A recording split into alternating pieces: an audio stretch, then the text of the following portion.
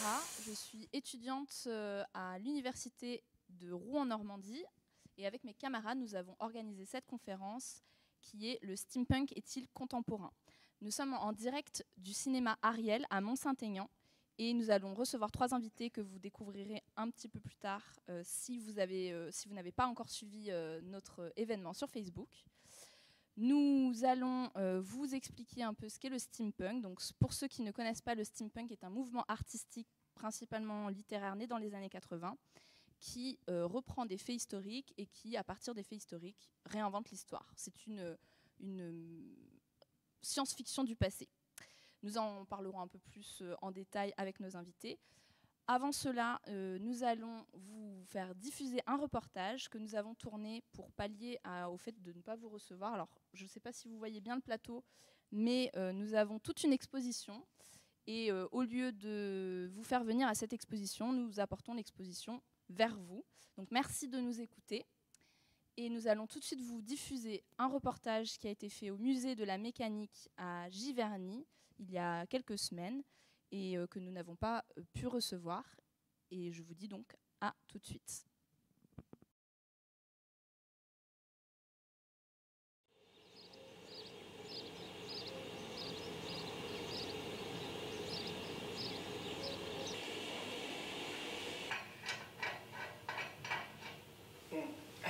Et il y avait de l'eau dedans.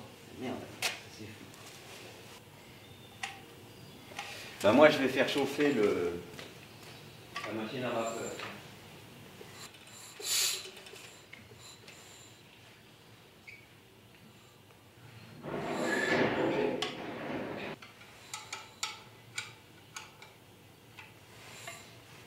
Moteur à gaz de marque Calouin, fabriqué à Lille, pareil au début du XXe. Et cette machine, c'est un don. Il nous a été donné par un monsieur qui est régisseur de bâtiments qui datent du XIXe, puisque c'était un hôpital construit du temps de Napoléon III et qui a été réhabilité en appartement, en duplex, ainsi de suite. Et dans les sous-sols de l'hôpital, il y avait ce moteur qui fonctionnait au gaz de ville. Le gaz était distribué partout, donc c'est bien, le combustible était présent, il n'y avait pas besoin d'une citerne. Et ce moteur actionnait une pompe qui permettait de faire l'exor de l'eau des sous-sols de l'hôpital. Donc il nous a été donné il y a 4-5 ans, et puis on l'a un peu peaufiné. Aucune pièce ne manquait, on a simplement démonté, nettoyé, remonté. Et puis on l'a laissé en l'état. Bon, certes, on a fait un châssis, ce qui permet de le promener. Et puis, donc, il fonctionne au gaz. Le bâtiment appartenait à la famille Guillemard. C'était autrefois une ferme expérimentale qui a perduré jusque dans les années 80 et puis il est vacant. La famille Guillemard d'origine, le papa, c'était un mécanicien agricole. Et il avait une entreprise de battage, c'est-à-dire qu'il se mettait au service des agriculteurs avec des batteuses, des machines à vapeur, ainsi de suite. Et il allait sur les champs pour battre le blé. Et puis, mécanicien agricole, il réparait les machines agricoles des agriculteurs locaux. Et dans le moulin, il y avait tout un tas de machines. Et même des machines ont été gardées, très anciennes. Par exemple, la locomobile qui est à l'entrée. C'est la première de la collection qui a été restaurée partiellement, parce qu'on n'a pas fini, il y a très longtemps. Et puis, quand le lieu ici a été vacant, les moteurs dispersés un peu partout ont été réunis. Et en 1995, on avait la fierté de déclarer qu'on avait 30 machines, toutes en état de marche au musée. Aujourd'hui, il y en a 150. Alors, c'est une maquette d'usine. Alors là, usine de mécanique, en ce sens qu'il y a une petite perceuse, un tour, une meule, un marteau mécanique, et puis ce qu'on appelle une estampeuse, c'est-à-dire pour faire des trous. Tout ça, d'origine, c'est mu par une petite machine à vapeur. On met de l'eau dedans, et puis le foyer est obtenu avec une lampe à alcool. Et ça faisait tourner cette micro-usine. Alors c'était un jouet un jouet rare et cher à la fin du 19e, au début du 20e. Je pense qu'il n'y a que les grandes familles industrielles qui pouvaient payer ça à leurs gamins pour leur montrer peut-être qu'est-ce que c'est qu'une usine. Alors, pour l'actionner sans avoir à faire de feu, bon, j'ai mis un petit vireur électrique, hein, et voilà, ça permet de tout faire tourner. Et tout à l'heure, on va l'allumer, on va faire du feu, on va faire de la vapeur. Alors, avant de parler de mission, je pense qu'il faut aborder le thème ou la devise que l'on s'est donnée. Et la devise, c'est « La mémoire, notre devoir ». Donc tout est dit là-dedans, je pense. Et puis, il y a un corollaire à cette citation. Le corollaire, c'est le savoir n'a d'intérêt que s'il est transmis ou partagé. La plupart des machines ici sont des machines motrices, c'est-à-dire des moteurs. C'est-à-dire on met un combustible, hein, et il va faire tourner un arbre. La plupart des machines ici sont des machines motrices, mais il y en a quelques-unes qui sont des machines réceptrices. On va enlever tout ça tout à l'heure. Ça, c'est une sabotière, c'est-à-dire un atelier complet pour fabriquer des sabots, et qui était mu par un moulin autrefois. On a mis un moteur électrique. Voilà. Quelquefois, sur le parvis devant le musée, on trouve un objet bien rouillé, bizarre, et c'est un don avec un petit mot. Et des fois, c'est des dons sympathiques avec des machines un peu rares. Eh bien, les gens préfèrent nous donner. Alors, il y a des cas de figure intéressants. Il est arrivé 5 fois que des familles viennent nous visiter pendant la saison ouverte. Hein. C'est d'avril à... C'est de début avril jusqu'au mois de novembre. Et puis, surpris de ce qu'ils voient, ils nous disent oh, tiens, il y a un grand père qui a cassé sa pipe, il y a des vieilles machines dans le hangar, on ne sait pas ce que c'est, ben, envoyez des photos. Moi, la séquence émotion, c'est quand les gens reviennent au printemps suivant et pour la première fois de leur vie, ils voient la machine de grand-père qui fonctionne. Alors là, il y a séquence émotion. Alors, steampunk, oui, j'en ai entendu parler dans la mesure où régulièrement, une fois tous les ans, une fois tous les 2 ans, on est sollicité pour faire des expositions. Alors, c'est pour ça qu'il y a des chaînes là, ce qui permet, par exemple, de mettre d'accrocher des tableaux, ou alors on met des grandes tables. Et il se trouve qu'il y a 2 ans, il y a une jeune femme qui était serveuse à Body en bas et qui fait des bijoux steampunk, et elle a exposé ici ses bijoux steampunk. Alors le steampunk, ce que je sais, c'est que ça a démarré par le littéraire, autant que je sache, et puis après ben, c'est des bijoux, c'est des sculptures. J'ai découvert dernièrement, j'en ai fait par un Miguel, que le solar steampunk existait aussi. Oui, il y a plein de variantes. Mais j'ai pas encore découvert de musique. Ah, il y en a aussi un petit peu. Les machines à vapeur usaient soit du bois, donc il ne faut pas trop en user quand même, hein, soit du charbon.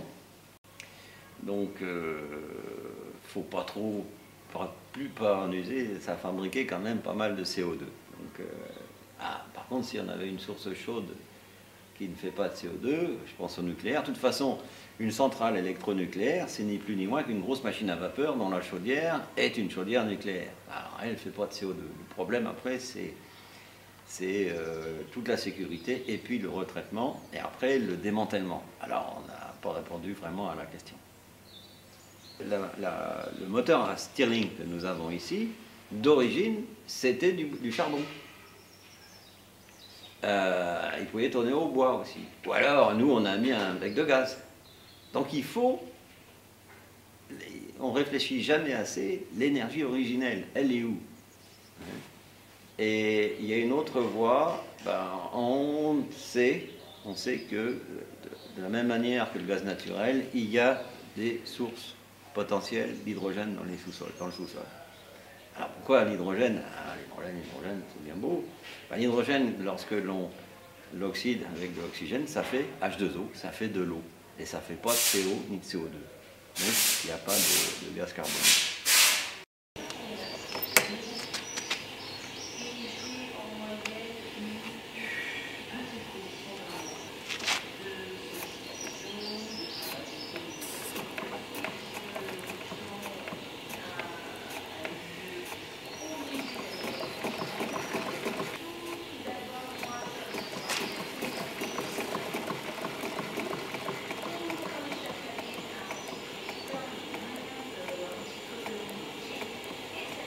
Voilà, c'est parti. Lorsque notre ami hollandais Keith Sweeters nous a amené cette machine, c'était cassé, pourri. Je l'ai laissé en statique à Saint-Ger quelques temps et puis je l'ai ramené à la maison. Et comme je fais de l'horlogerie en dilettante depuis un certain temps, bon, j'ai pas eu trop de problèmes. Ceci étant, il y a 300 heures de travail pour la remettre en route. J'ai pas réussi à tout ravoir, mais au moins elle est fonctionnelle. Voilà. Voilà, donc le moteur ainsi que le steering que nous avons mis en route, on fonctionne au gaz pour l'instant, mais outre le bruit des clapets, qui sont là et là, on n'entend rien du tout. C'est un moteur extrêmement silencieux. Et c'est pour ça que c'est ce type de moteur qui est adopté dans les sous-marins nucléaires modernes, parce qu'ils n'ont aucune signature de bruit.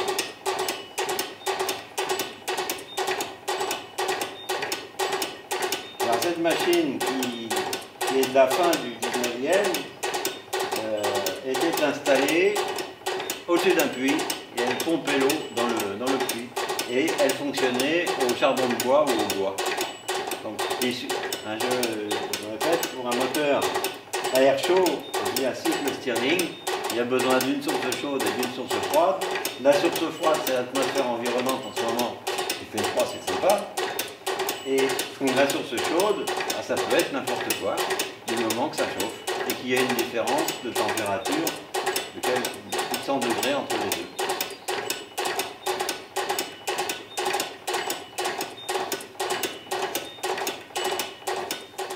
Donc j'ai mis en chauffe la machine, j'ai d'abord rempli la chaudière, et puis la mise en chauffe, ben voilà, c'est une petite lampe à alcool, tout simplement, et c'est en train de chauffer. Alors on va attendre quelques instants que l'eau bout à l'intérieur, et puis après qu'elle se mette en pression. Alors on va l'entendre très rapidement, j'espère, parce que le sifflet, lui, il va émettre un peu de vapeur, et donc c'est un témoin que la pression commence à arriver. Alors à la limite, si j'avais un robinet, on pourrait faire le thé.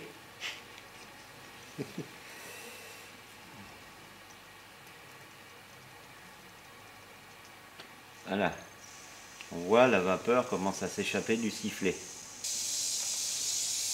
Donc on va couper le sifflet, comme dirait l'autre. On va attendre que ça monte. Ici, c'est la soupape de sûreté. Voilà, la vapeur commence à s'échapper. Et puis on va tenter de lancer la magnéto avant. Ah, ça siffle. Et voilà, elle est partie. Donc on va la coupler.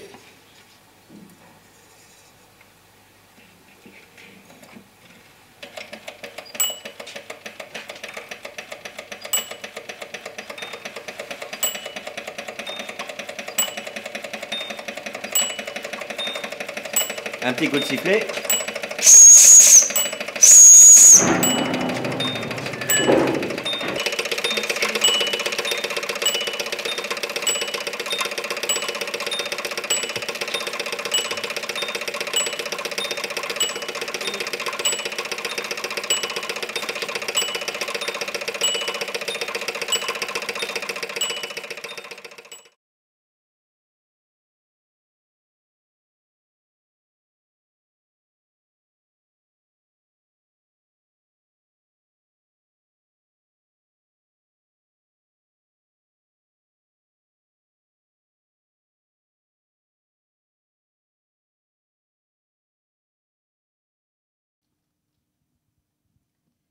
Eh bien, nous voilà de retour. J'espère que ce reportage vous a plu, si vous l'avez regardé.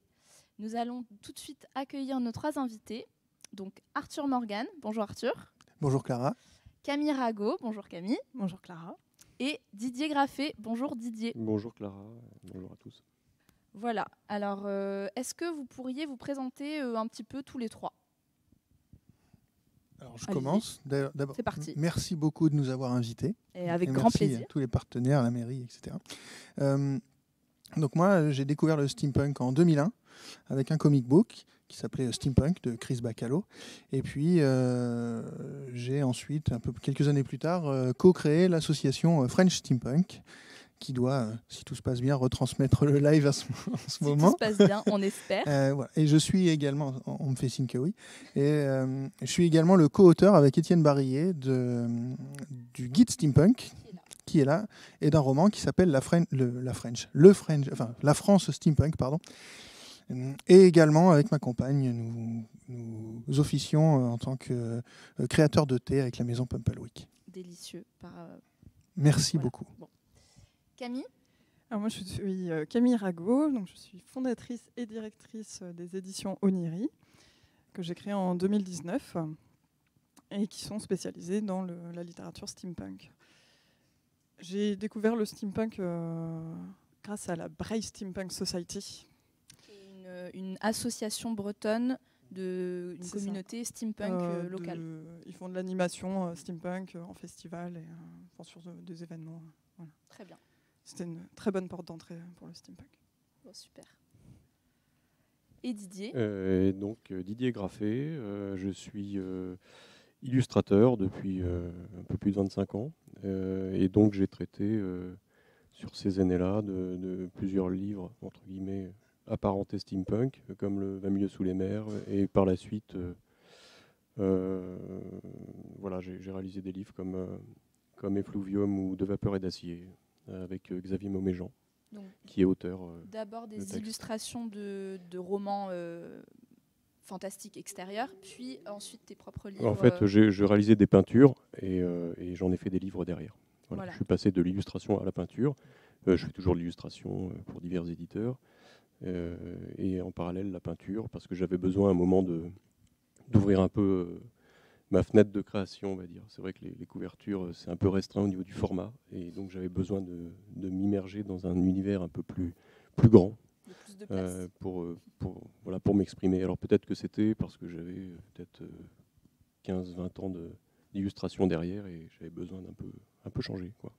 Ou évoluer d'une autre manière. Et dans tes peintures, tu es parti vers le steampunk aussi ? Oui, je suis parti vers le steampunk, mais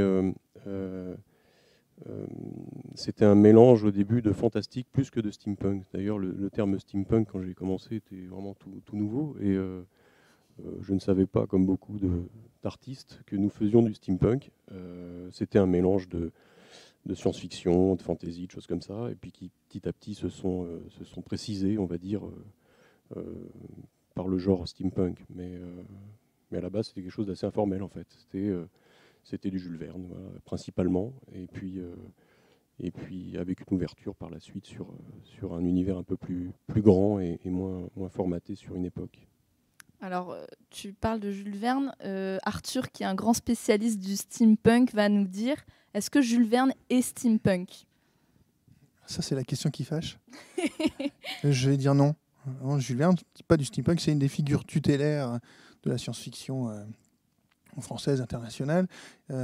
Lui, il faisait de la science-fiction à son époque, au 19e siècle, avec la technologie, les connaissances technologiques et scientifiques qu'il avait. Le steampunk, lui, on est vraiment dans des auteurs qui sont du 20e, enfin fin du 20e, parce que c'est dans les années 80, et début 21e siècle, qui eux vont aller faire une relecture de ce 19e siècle avec des questionnements actuels. C'est un peu comme si, et on va réimaginer le 19e siècle comme si le futur était arrivé beaucoup plus tôt. Donc Jules Verne faisait de la science-fiction de son présent ou de son futur. Exactement. Alors que le steampunk, c'est du rétrofuturisme. Voilà, c'est de la science-fiction du passé. C'est ça. C'est une science-fiction à rebours. Donc Jules Verne n'est pas steampunk, mais il est une image qu'on utilise dans sa symbolique. Oui, steampunk. Ce qui est compliqué entre guillemets avec Jules Verne, c'est qu'effectivement l'esthétique du steampunk vient côtoyer celle de Jules Verne, et en particulier le Nautilus de Disney en 1954. Très bien.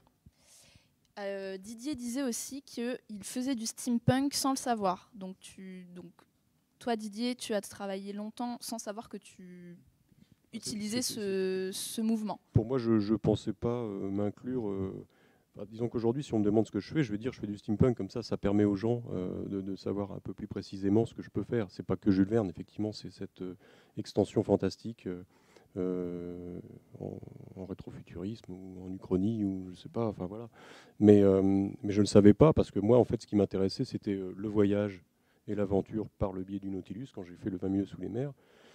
Évidemment, j'ai été marqué par le film de Disney avec le Nautilus d'Harper Goff à l'époque. Donc c'était voilà, pour moi c'était de la tôle dérivée du métal, enfin tout ce qu'on veut, ça m'intéressait. Je traitais aussi l'aspect métallique dans mes illustrations d'Heroic Fantasy. Donc le métal en fait est un élément un petit peu que je retrouvais en fait dans tous les thèmes que je traitais. Et c'est tout, quoi. Je voulais voir des machines, du voyage, de l'exploration, des choses comme ça. Et puis, il se trouve que ça fait aussi partie du steampunk, d'une certaine manière. Mais voilà, j'avais pas une idée précise de ce que c'était, jusqu'à ce que le terme soit inventé et que beaucoup d'écrivains écrivent dessus, finalement. Mais moi, j'ai l'impression qu'en globalité, quand je parle de steampunk ou quand on me parle de steampunk, les gens ne connaissent pas le steampunk. Et dès qu'on leur explique ce que c'est, tout le monde dit « Ah mais oui, je connais ». Et j'ai l'impression que c'est un peu une récurrence, que finalement c'est un peu, enfin je ne saurais pas comment l'exprimer, mais que tout le monde connaît, mais que c'est dans l'inconscient collectif, mais que c'est pas concret. Après, il y a plein d'émanations du steampunk grand public. Il suffit d'aller à Nantes voir les machines de Lille, même si la machine, la compagnie La Machine veut pas être estampillée steampunk. Il y a clairement quelque chose de steampunk là-bas. Je parle de Nantes, mais bon, plus proche de chez moi, il y a le Super Dragon de La Machine à Calais, il y a aussi le Centaure à Toulouse. Quand on va à Disneyland Paris, on a toute la partie Discoveryland avec le Nautilus, mais avec Space Mountain, etc. On est vraiment dans ce rétro-futurisme-là. Donc effectivement, dès qu'on parle aux gens... Ah oui, mais alors du coup, les mystères de l'Ouest, bah oui, les mystères de l'Ouest, il y a des éléments steampunk à l'intérieur. Ah, Sherlock Holmes de Guy Ritchie, oui, il y a des petits bouts de steampunk aussi. Et là, tout de suite, le mot est pas compréhensible par beaucoup de gens, mais ça fait, j'ai envie de dire, presque même partie de notre ADN de français, quoi. Ouais. Le mot fait très geek, en fait. Alors que finalement, quand on explique le steampunk et en partant... moi, j'ai tendance à l'expliquer en disant que c'est un mélange de roman historique et de science-fiction. Et le roman historique, ça parle à beaucoup plus de personnes, et le 19e siècle, l'ère industrielle, etc. Sont des thèmes qui sont connus et qu'on peut facilement... Il y a aussi les personnages de fiction qui viennent au milieu de tout ça, quoi. Le mélange entre l'histoire et la fiction, effectivement, par les personnages. Ouais. Ou je sais pas, des festivals comme Tomorrowland, des choses comme ça, où c'est assez dingue. On mélange tout ça, ouais. C'est une pop culture. Oui, et puis on peut aussi dire finalement que le steampunk sans fait historique et sans base historique, il n'existe pas. Ça peut pas être steampunk s'il n'y a pas une base histo. Si. Ouais, on peut, mais dans le fantastique, le steampunk. Il n'y a pas forcément besoin d'une base historique. Ce qui est important, c'est à mon avis, les codes visuels et l'esthétique du 19e siècle. Au sens large, je pourrais même dire qu'on peut même être au début du 20e. Si effectivement il y a une base historique très précise avec le point de divergence qui fait que l'univers devient steampunk, là on est dans une uchronie steampunk. L'uchronie, c'est le mouvement des et si Napoléon avait gagné Waterloo, etc. Mais en globalité, on dit que plutôt la partie steam du steampunk, on est exactement comme la magie dans les romans de fantasy. On ne va pas expliquer dans tous les romans de fantasy d'où vient la magie, elle est là. La machine, elle est là, on s'en fout exactement de savoir d'où elle vient, quoi. D'accord. Donc pas forcément de base historique précise. Pas forcément de base historique, mais en tout cas ça aide et ça... Voilà. Ouais. Ok. On a une petite intervention. Je suis pas tout à fait d'accord, mais... donne-nous ton point de vue, Camille. Non, pour moi, il y a quand même cette base historique, justement, et c'est ça qui, à mon avis, en tout cas, c'est ce que j'essaie de faire avec Oniri, c'est ce qui différencie le steampunk de la fantasy, c'est qu'on a une base scientifique, historique. Après, évidemment, les auteurs sont libres de jouer avec au niveau de la fiction. Et mais je trouve que c'est intéressant d'avoir quand même une base historique parce que ça permet d'exploiter des thèmes et de raccrocher ça avec notre société actuelle. Ouais. Je réponds un peu à la question du coup du steampunk contemporain, mais voilà. Enfin, pour moi, la base historique, elle est quand même importante. Alors, pas forcément dans le récit fictif, mais en tout cas dans les recherches que peut faire un auteur. Je vais parler plutôt pas dans la d'auteur, trame, mais dans l'ensemble de la création. Voilà, je trouve qu'il faut qu'on sente cette base historique crédible. De toute façon, je pense que c'est plus facile de se baser sur quelque chose qui a déjà existé que d'inventer carrément un passé. Et ça permet de raccrocher un peu les wagons avec la réalité finalement, et de sortir de ce monde fantastique et de voir un peu où on se place dedans. Comme la science-fiction a des bases scientifiques et va utiliser finalement la science connue pour imaginer la science du futur. Même si ça peut partir vraiment très loin et dans l'imaginaire. Un peu comme les films sur les pandémies mondiales et par exemple. Ce genre de choses, quoi. Ok, alors j'ai une petite intervention, c'est pour Didier. Oui, alors, bonjour. on me dit des peintures magnifiques. Merci. Déjà, voilà. Incroyablement détaillées, je suis une immense fan. Est-ce que ce sont toujours des peintures acryliques? Combien de temps en moyenne pour réussir à ce niveau de détail? Parce qu'on croirait vraiment voir du digital, parfois, tant c'est précis. Alors c'est effectivement de la peinture acrylique. Il m'arrive de faire de la peinture à l'huile, mais le problème de la peinture à l'huile, c'est qu'il faudrait que je traite plusieurs images en même temps, parce que ça ne sèche pas assez vite pour moi, même avec les retardateurs. Enfin, voilà. La peinture à l'huile, je me souviens, j'avais fait une peinture il y a quelques années, j'étais parti un mois de la maison, j'étais revenu, le blanc n'était pas sec et je ne pouvais pas continuer de travailler. Donc soit on travaille très vite, un peu comme John Harris, par exemple, qui est un auteur de SF qui fait des choses comme ça, c'est magnifique, mais c'est une manière de travailler que je n'ai pas moi, et si je veux rentrer dans le détail, je suis obligé d'avoir des couches un peu plus sèches pour pouvoir travailler. Donc je travaille à l'acrylique, effectivement. La question du temps, c'est une question très steampunk finalement. Personnellement, quand on fait un travail qu'on aime, comme j'ai la chance de le faire, le temps n'est pas quelque chose d'important. Bien sûr, j'ai des contraintes dans mon travail et je suis obligé de rendre certains travaux avec des dates précises, mais c'est à moi de le gérer. Et à partir de ce cadre de temps, c'est à moi de gérer ça. Pour une peinture, je ne compte pas le temps et peu importe, tant que le résultat n'est pas celui que j'espère, je dirais que je continue de travailler. Mais ce n'est pas une histoire de temps seulement. On peut très bien faire une peinture plus rapidement et elle est réussie et passer sur 3 fois plus de temps ou 4 fois plus de temps sur une autre peinture et finalement il manque un truc. Excusez-moi. Donc du coup, je ne compte pas les heures et je ne sais pas combien de temps je passe dessus. Tout dépend aussi du format, du sujet qu'on traite. Je peux passer 1 mois et demi, 2 mois sur une peinture. Et je dirais que le détail, c'est le petit truc à la fin qui va donner quelques précisions et quelques informations en plus. Mais ce n'est pas forcément ce qui m'intéresse, et même si ça ne se voit pas, parce que c'est très détaillé, ce n'est pas forcément le détail qui m'intéresse. C'est ce qui vient à la fin, quoi. Et puis la fin de la question, je ne sais plus. C'était combien de temps et par rapport au détail. Voilà, détail. Et voilà. Et est-ce que c'est toujours de la peinture acrylique? Oui, c'est la peinture. Et sinon, acrylique. C'était que des compliments. Non, ça c'est très gentil, ça fait toujours plaisir. Voilà, ça fait toujours plaisir. Mais voilà, c'est vrai que c'est une question récurrente, la question du temps. Combien de temps il faut pour faire cette image? Mais peu importe. Et de toute façon, tu as ton chronoporteur pour te dupliquer. Voilà, je compte le temps que j'ai là-dessus. Je le mets tous les matins, je l'allume et puis. Non, mais voilà, c'est pas important le temps en tout cas pour un travail de peinture qui est un travail personnel finalement. C'est à moi de trouver le timing. Je sais quand je suis dans le rythme de la peinture que tout fonctionne. Je sais quand je suis pas dedans aussi. Parfois, j'ai une idée, je me lance dans la peinture en me disant ça va être bien, et en fait, je me rends compte que je l'ai pas assez pensé, ou je sais pas, ou ce jour-là j'étais mal luné, ça marche pas. Comme toutes les créations comme en général, créations, et comme tous les créateurs et les artistes. Il y a un aspect magique en fait qu'on contrôle pas, et parfois tout se met en place, et des fois en une journée, tout le monde d'un coup. Et le soir, on a quelque chose qui n'est pas détaillé, hein, mais qui est déjà là, quoi. Et le danger, je dirais même que c'est de rentrer dans trop de détails, alors qu'on a certaines zones qui vivent très bien comme elles sont, et de commencer à les retravailler. Et voilà.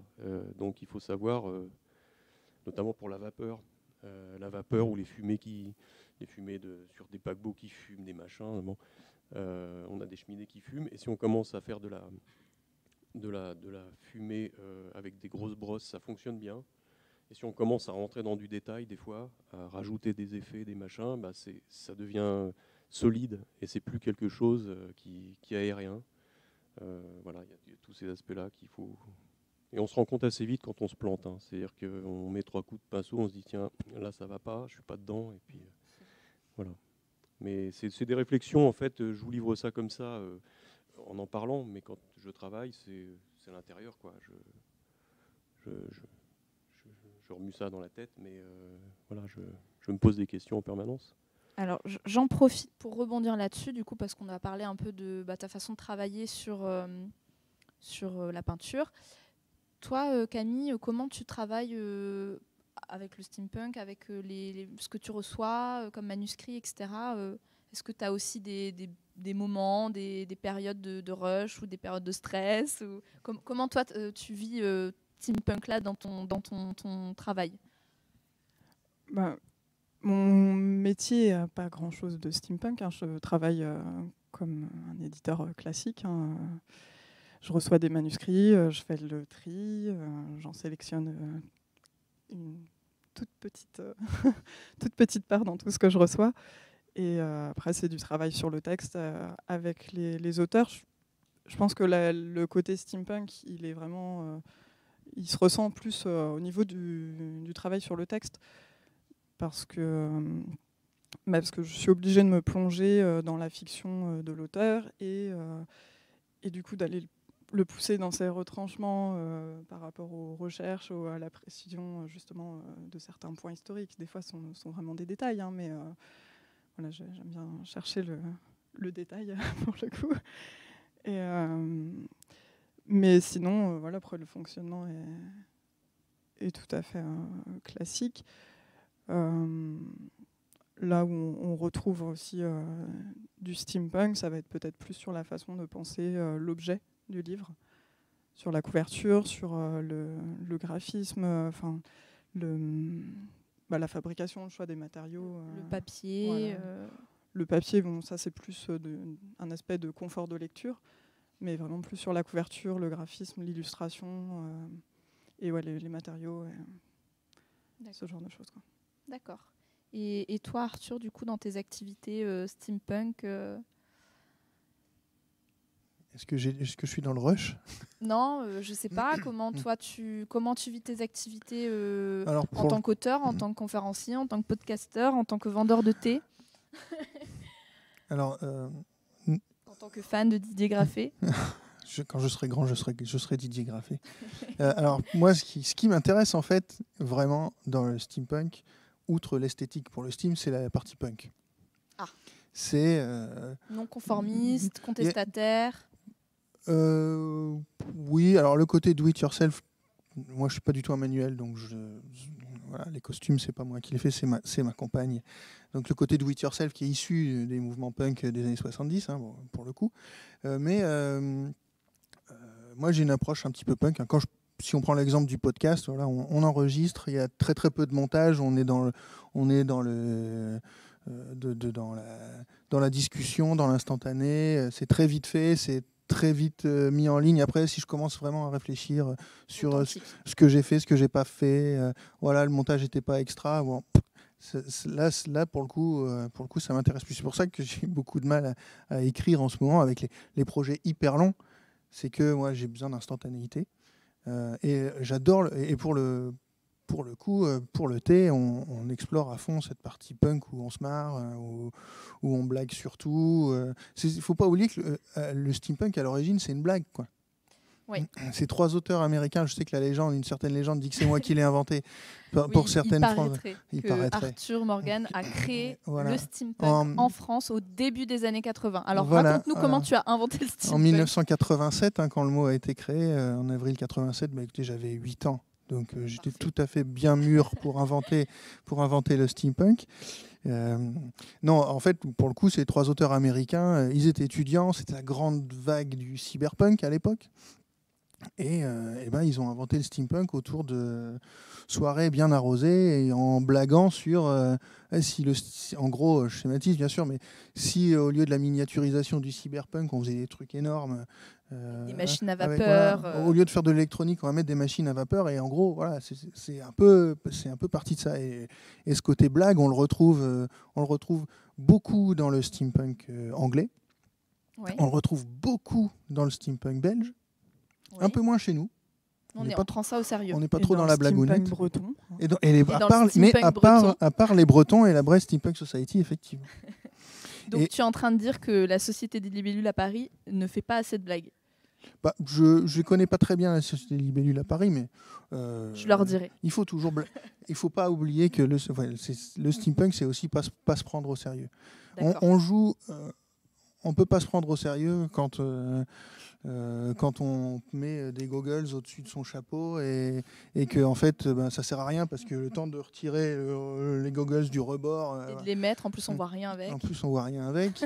Voilà, les corsets, à l'époque, ça ne se portait pas au-dessus, ça se portait en dessous, c'était un sous-vêtement. Jamais de la vie on ferait ça à l'époque, quoi. Donc,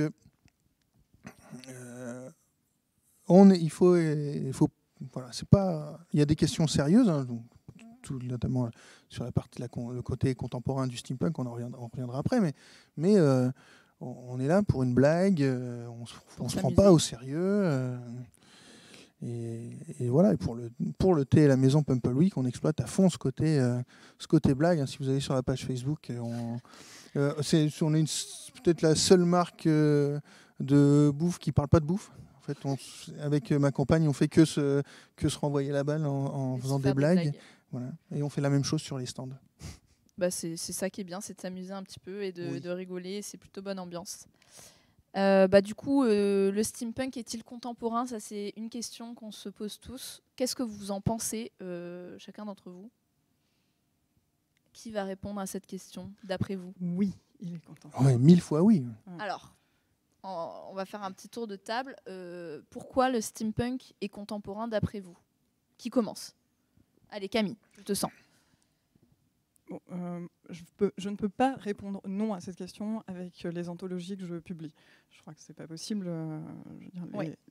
Les 2 qui sont parus donc, ont pour thème l'écologie et la lutte des classes. J'ai choisi volontairement en fait, des thèmes qui étaient actuels pour parler de notre société, mais à travers l'histoire, et notamment celle du 19e, qui est une époque vraiment charnière, l'époque où on est passé de la ruralité à l'urbanisme et à l'industrie, et qui a conduit à notre société capitaliste et ultra-consumériste d'aujourd'hui. Et pour moi, il y a un côté très sérieux dans le steampunk, même si... on peut parler de sujets sérieux en s'amusant. Je suis tout à fait d'accord. Il n'y a pas de faire les deux. Voilà. Mais je suis d'accord. Le côté punk, c'est vraiment ce qui est intéressant, je pense, dans le steampunk. Et le punk, c'est le marginal, c'est le laisser pour compte de la société. Et pour moi, c'est vraiment une littérature qui permet de redonner la parole à ces gens-là et de parler de sujets d'actualité qui ne sont pas forcément traités dans les médias ou dans la littérature actuellement. Bon, l'écologie, si, bien sûr. Oui, dans écologie et... écologie et technologie, c'est ça ? Écologie et folie technologique. Et folie technologique, voilà. Et on parle de la chasse à la baleine de masse, ça parle du rapport à sa propre image aussi. À son image, le rapport à la pollution, l'industrialisation massive. Ouais. Et à la consommation de masse aussi. Et aussi à l'équilibre finalement entre industrie et nature, tradition, etc. Ouais. Donc complètement contemporain et complètement d'actualité. Voilà. Et pourtant baigné dans un univers 19e siècle. 19e siècle, une esthétique steampunk. Ouais. Comme quoi les problématiques n'ont pas évolué depuis 150 ans. Quoi. Je ne sais pas si elles n'ont pas évolué, mais en tout cas, prendre le parti de se tourner vers l'histoire qui voilà, qui nous a menés jusqu'ici. C'est... je ne sais plus ce que je voulais dire, en fait. J'ai commencé une phrase avec... Alors, Arthur va reprendre le relais. L'intérêt aussi, le steampunk... le steampunk nous fait relire, un peu rejouer le 19e siècle. Quand je dis bien rejouer entre guillemets. On a les mêmes problématiques, la pollution, effectivement, l'industrialisation. Le 19e siècle, c'est vraiment le début de l'industrialisation. Le travail des enfants, les conditions de la femme. Voilà, on a l'impression qu'en 150 ans, on n'a pas évolué vraiment. Et pourquoi aussi on rejoue ce 19e siècle, c'est que, on va dire, depuis le début des années 80, le deuxième choc pétrolier, le futur qu'on nous propose est quand même pas extraordinaire. On nous propose un futur, soit, pour le coup, vive le cyberpunk, ce qu'on vit déjà aujourd'hui, vivre dans des grandes villes très déshumanisées, ou alors une catastrophe écologique.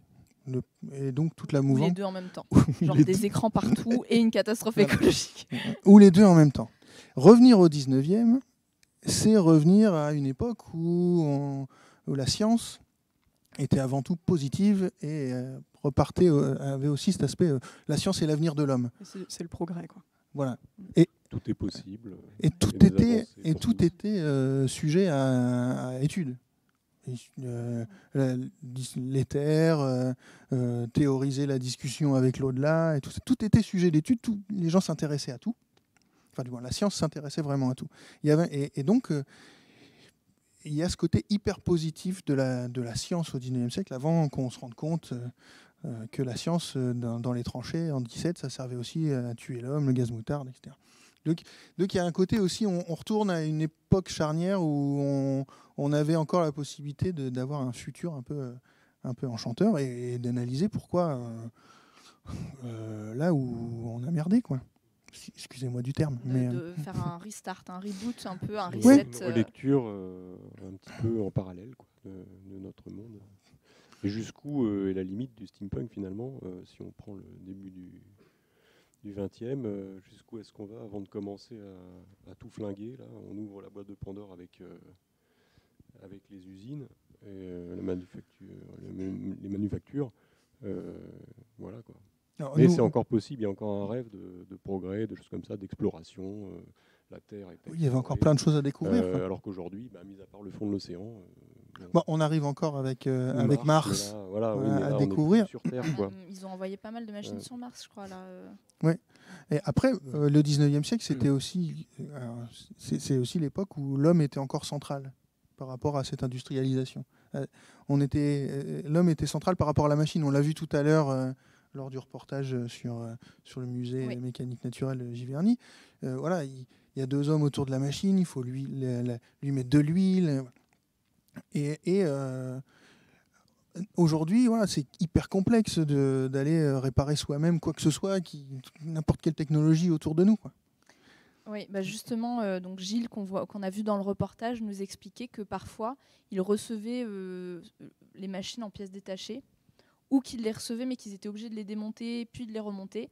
Et ils ont été obligés de réécrire les plans, en fait, de réinventer les plans, parce qu'ils les ont pas, en fait. Ils ont des pièces et ils sont obligés, en fait, de refabriquer tout ça. Mais là, on se rend compte qu'avec ces machines du 19e siècle, on arrive encore avec de l'ingéniosité à comprendre aujourd'hui. Mais après, aujourd'hui, si on reçoit un iPhone... 3D, on a l'imprimante 3D pour certaines pièces. Je pense qu'on arrivera à... Oui, mais alors si je reçois mon smartphone en pièces détachées, moi, je suis incapable de... Déjà, si on arrive à le démonter... Ouais. Je pense aussi que c'est l'arrivée du plastique qui a tout foutu en l'air, je pense aussi, pour une bonne partie... la bakélite avant, mais c'était pas pareil. Et le plastique, quoi. Voilà. Oui, c'est vrai que le plastique... Je pense que c'est... Je pense que les matériaux du début du siècle, c'était de l'acier. Tout vient des énergies fossiles. Hein. Oui, c'est ça. Alors, ce qui est rigolo, c'est que tout vient des énergies fossiles, mais en même temps, le steampunk, c'est l'ère de la vapeur, du charbon. Oui, voilà. Ce qui pollue aussi. Mais voilà, depuis le 19e siècle, on n'a pas trouvé de... on n'utilise pas encore massivement d'énergie non polluante. Oui, et pareil, je reviens au reportage. Gilles disait aussi que les machines Stirling, qui sont des machines à vapeur, sont encore utilisées aujourd'hui. Parce qu'ils n'ont rien trouvé de mieux à faire encore, quoi. C'est un mouvement simple, c'est le début, quoi. Qui fait pas de bruit. Voilà, qui fait pas de bruit, puis qui crée de l'énergie, du mouvement. Alors j'ai des petites questions.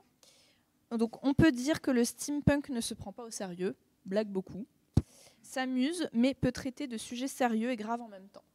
J'ai envie de dire, il doit même traiter certains sujets. Et du coup, c'est précisé, je pense notamment au traitement de l'écologie, de l'industrialisation, le rapport au travail ou encore la colonisation, le sexisme, le racisme, etc. Autant de problématiques qui restent très contemporaines. Oui, le steampunk, c'est pas un mouvement de on va se complaire, retourner au bon vieux temps du 19e siècle. C'est ça, donc on ne retourne pas dans un monde sexiste, raciste, C'est ça. homophobe, On y etc. retourne, mais avec le recul. Donc, C'est ça. On peut l'analyser et oui, retourner à une époque où le colonialisme, c'était normal. Oui. Ça permet aussi Et on commence pour le coup seulement à traiter ces questions-là aujourd'hui. Voilà, ouais. Là, le côté aussi inclusif du steampunk. Ouais.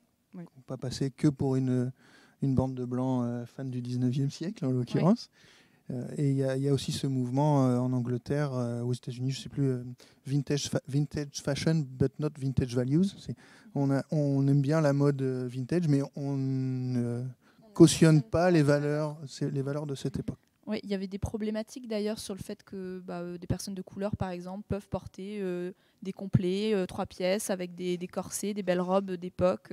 Faut pas oublier que dans science-fiction, quand bien même à rebours, il y a le mot fiction. Oui, et puis pourquoi s'interdire alors que justement on est là pour s'amuser, se faire plaisir, si on a envie de porter une belle robe. Oui, ou si... c'est pas de la reconstitution oui, historique, donc on est là pour jouer avec les codes. Et puis de toute façon, je pense qu'on n'aurait de l'époque. pas à l'époque. Enfin, je pense que très peu de gens de la communauté steampunk auraient pu se payer toutes ces robes-là Clairement. à l'époque. Clairement. De la même manière que les femmes peuvent très bien, si elles le veulent, être chefs d'entreprise, de grands industriels, si elles le décident, ou des hommes portés. D'ailleurs, il y a aussi des questions de gender sur les costumes. Il y a pas mal de polémiques là-dessus. Ça évoluera, je pense. Ouais, la ça société actuelle qui évolue et qui est beaucoup plus, entre guillemets, tolérante par rapport à tout ce qu'on avait avant, quoi. Toutes les générations qui suivent, finalement, on a quand même bien progressé. Donc ça se ressentira aussi dans le steampunk, je pense, dans le mouvement. Oui, c'est un outil, en fait, le steampunk. Ça se ressent déjà et ça continuera. C'est exactement ça, c'est un prétexte. Comme tous les genres littéraires, en fait. Ouais. La fiction, c'est toujours un prétexte pour parler de la réalité. Oui, ou soulever des problèmes d'une autre manière, avoir une vision différente du problème ou une solution différente. Oui. Oui, ou grossir les traits. Voilà, mettre le doigt sur des choses qui posent problème. C'est la part de politique, finalement, dans l'artistique, quoi. Alors, il n'y en a pas forcément, attention. Il n'y en a pas forcément, mais... moi, c'est vrai que dans mes peintures, j'essaye de trouver un sens parfois, et assez souvent d'ailleurs, mais bon, il y a une première lecture et puis une lecture un peu plus grave. J'aime bien ça. J'avoue que moi, je suis plus steam que punk, quoi, on va dire. C'est punk. Mais je m'en rends compte pas forcément quand je le fais. C'est après, avec la réflexion, je me dis, mais oui, pourquoi j'ai fait ça ? Et en fait, je me rends compte que, par exemple, il y a une peinture, je crois que c'est le Grand Palais, où j'ai un monstre, une espèce de grand squelette qui est en train de poursuivre un deuxième plus petit squelette, un troisième qui est encore plus petit, puis au bout de ça, il y a un homme qui est devant. Et en fait, mon idée là-dedans, c'était effectivement retrouver cette idée du jardin des plantes avec des monstres fossiles. C'est ce côté très début du siècle dernier. Et puis à côté de ça, avoir l'homme au bout qui finalement c'est lui qui gagne, quoi. Il y a ces bestioles, elles ont toutes disparu et l'homme est au bout, quoi. C'est un parallèle en fait avec ce qu'on est en train de faire actuellement avec la destruction des chaînes alimentaires, des choses comme ça, quoi. Voilà, c'est un exemple parmi d'autres, mais pour moi c'est une mise en image quelque part d'un sujet beaucoup plus grave actuellement, quoi. C'est une peinture qu'on retrouve dans Effluvium, ça ? Oui. D'accord. Et on a ce petit côté avec les vases, et puis il y a quelques vases avec des plantes vertes dedans. Enfin bon, il y a ce côté un peu qui peut être monstrueux, mais au second abord, la symbolique, elle est que nous, on est au bout de la chaîne, mais c'est nous qui gagnons, quoi. C'est de l'inconscient, en fait, finalement. Je pense qu'il y a beaucoup d'inconscient dans la création d'une image. Il y a aussi une évolution parfois de l'image quand j'écoute la radio. On en avait parlé, je crois, mais quand j'ai fait la peinture de la Statue de la Liberté, je l'ai terminé le jour où Trump a été élu. Alors chacun a son avis. Attention, j'ai pas d'avis là-dessus. Enfin, j'en ai un, mais je le garde pour moi. Et donc, au début, ce que j'imaginais comme la construction de la Statue de la Statue de la Liberté, pour moi, c'est devenu une déconstruction. Donc le titre de cette image, je l'ai transformé. Je l'ai appelé Rénovation, en fait. Parce que pour moi, c'était un espèce d'échec de la liberté ou ce qu'on veut. Enfin, voilà, c'est mon interprétation, mais ça avait une résonance avec l'actualité. Surtout que la Statue de la Liberté, elle est quand même française, quoi, à la base. Donc voilà. Il paraît. Il y avait des liens comme ça qui se font. Il y a des liens comme ça, inconscients ou très conscients. Attention. Hein, mais bon, voilà. Alors il a fallu après que je rajoute quelques traces de rouille sur cette statue pour qu'elle paraisse plus ancienne, quoi. Mais on était en train de déconstruire la liberté. Voilà. C'était le thème.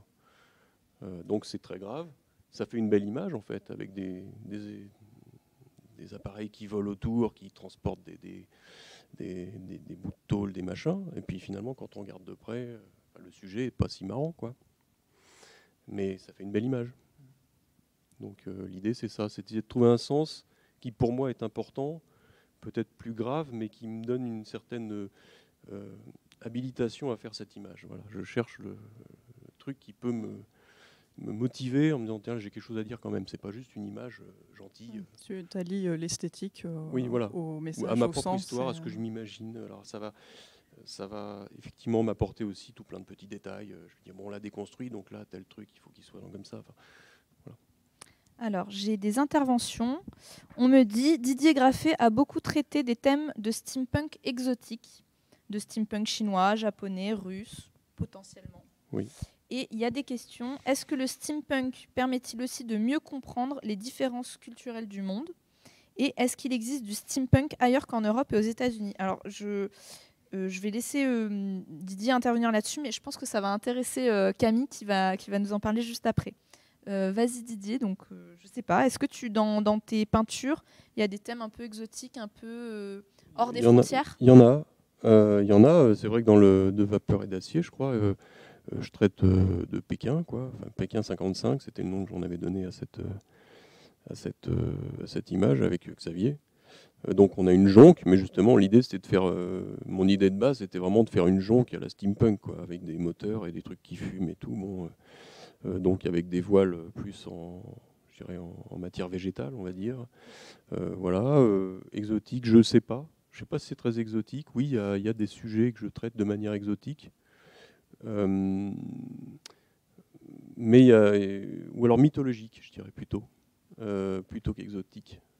Exotique, c'est la sensation, je pense, qu'on a quand on les regarde un petit peu. C'est exotique.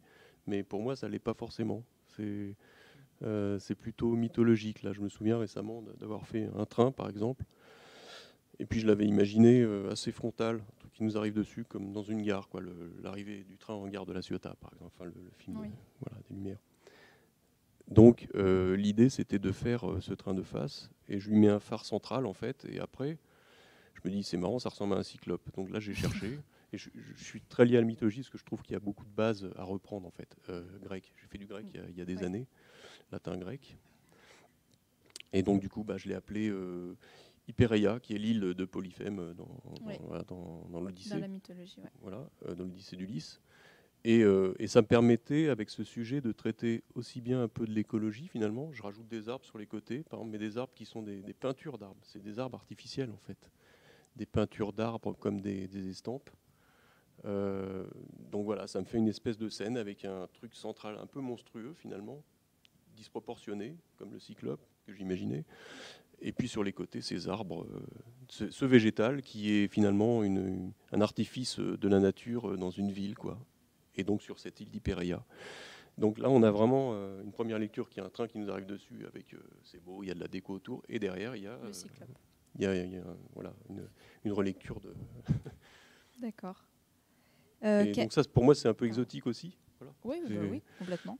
C'est ta façon et ta vision. Après, chaque spectateur de peinture ou même d'autres œuvres peut avoir des ressentis aussi. Après, c'est des ressentis peut-être assez voilà. basiques. Par moment, quand je traite une usine russe, c'est vrai que je la vois à Mastoc, ça fume de partout. Enfin voilà, c'est...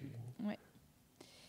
Camille, du coup, je te laisse rebondir là-dessus parce que je pense que tu as des choses à nous dire aussi sur l'exotisme dans le steampunk. Oui, en steampunk, on a tendance à...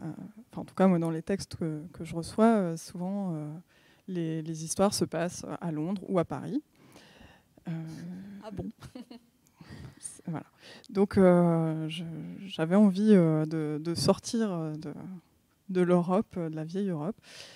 Et donc, j'ai proposé en troisième thème, en thème de la troisième anthologie, qui paraîtra cette année, exploration et frontières culturelles. Et le but, c'était vraiment de pousser les auteurs à sortir des décors connus européens et de nous faire voyager, de nous emmener en voyage. Et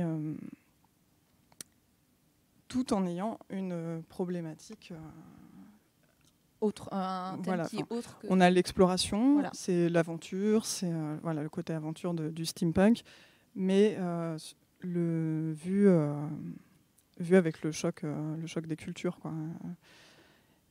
Oui. Et on parlait tout à l'heure de colonisation, et là, clairement, dans les textes qui ont été proposés, il y a on retrouve cette idée d'Européens qui voyagent et qui ont tendance un peu à s'imposer ou à se retrouver confrontés à une culture différente et à une façon de penser différente, quoi. C'est ce que tu recherchais.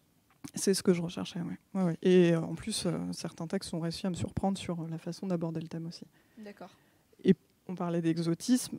C'est aussi quelque chose qu'on retrouve dans Écologie et Folie technologique, avec Emmanuel Chasselière qui nous emmène quand même sur la Lune avec Sébastopol, et donc dans un empire russe. Et Romain Dussier qui nous emmène en Chine et qui nous propose un steampunk chinois. Donc, avec tout ce que ça implique de culture chinoise et de tradition. Bien sûr. Juste rebondir. Oui, vas-y. Je dis juste un petit mot. Le steampunk, il y a un article qui s'appelle le steampunk machine à recycler. C'est une énorme machine à recycler et ça recycle notamment sa propre culture. Et donc effectivement, il y a une super communauté steampunk japonais. D'accord. Justement, c'était la question que j'allais te poser. Est-ce qu'il existe du steampunk ailleurs qu'en Europe ou aux États-Unis ? Oui, il y en a au Japon, en Russie. Et puis, malgré le fait que ça se passe aussi en Angleterre, aux États-Unis, il y a des gens qui recyclent leur culture à eux, qui sont pas caucasiens. Et donc on a par exemple Suna Daisy, qui est une Anglaise qui est d'origine indienne, et elle tient son blog Steampunk India, et elle recycle sa culture indienne dans son steampunk. Donc c'est des sari steampunk. Oui, du saripunk. Du saripunk. Et on a James Heng, qui est chinois, en partie chinois et canadien, qui lui va imaginer ce qui se serait passé dans ses tableaux si le steampunk, si la révolution industrielle avait eu lieu pendant l'ère Ming, chez lui en Chine. Et donc il y a toute une autre esthétique. Il y a quand même des machines à vapeur, mais il y a toute une autre esthétique qui en découle. Et ça, pour le coup, c'est hyper intéressant. Le multiculturalisme dans le steampunk, ça arrive. J'ai vu passer des costumes de steampunk éthiopiens. Super. Tout en couleurs. Je ne connais pas bien les termes des vêtements d'Éthiopie, mais voilà, il y avait beaucoup de couleurs et tout ça. Et je pense qu'il y a aussi l'influence de Black Panther, malgré tout, qui arrive, où dit voilà, on peut revendiquer aussi de notre propre culture. Bah oui. Il y a ça. Et en littérature, il y a foule de gens. Il y a le super bouquin Everfair qui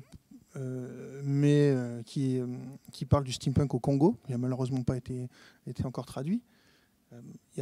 Ça commence à arriver. Et ce qui est pour le coup intéressant, c'est que ce ne sont pas des auteurs français non plus qui vont parler de Chine, mais c'est des auteurs d'origine chinoise qui pensent que maintenant ils ont la possibilité d'aller sur des terrains qui étaient pour le coup très très occidentaux.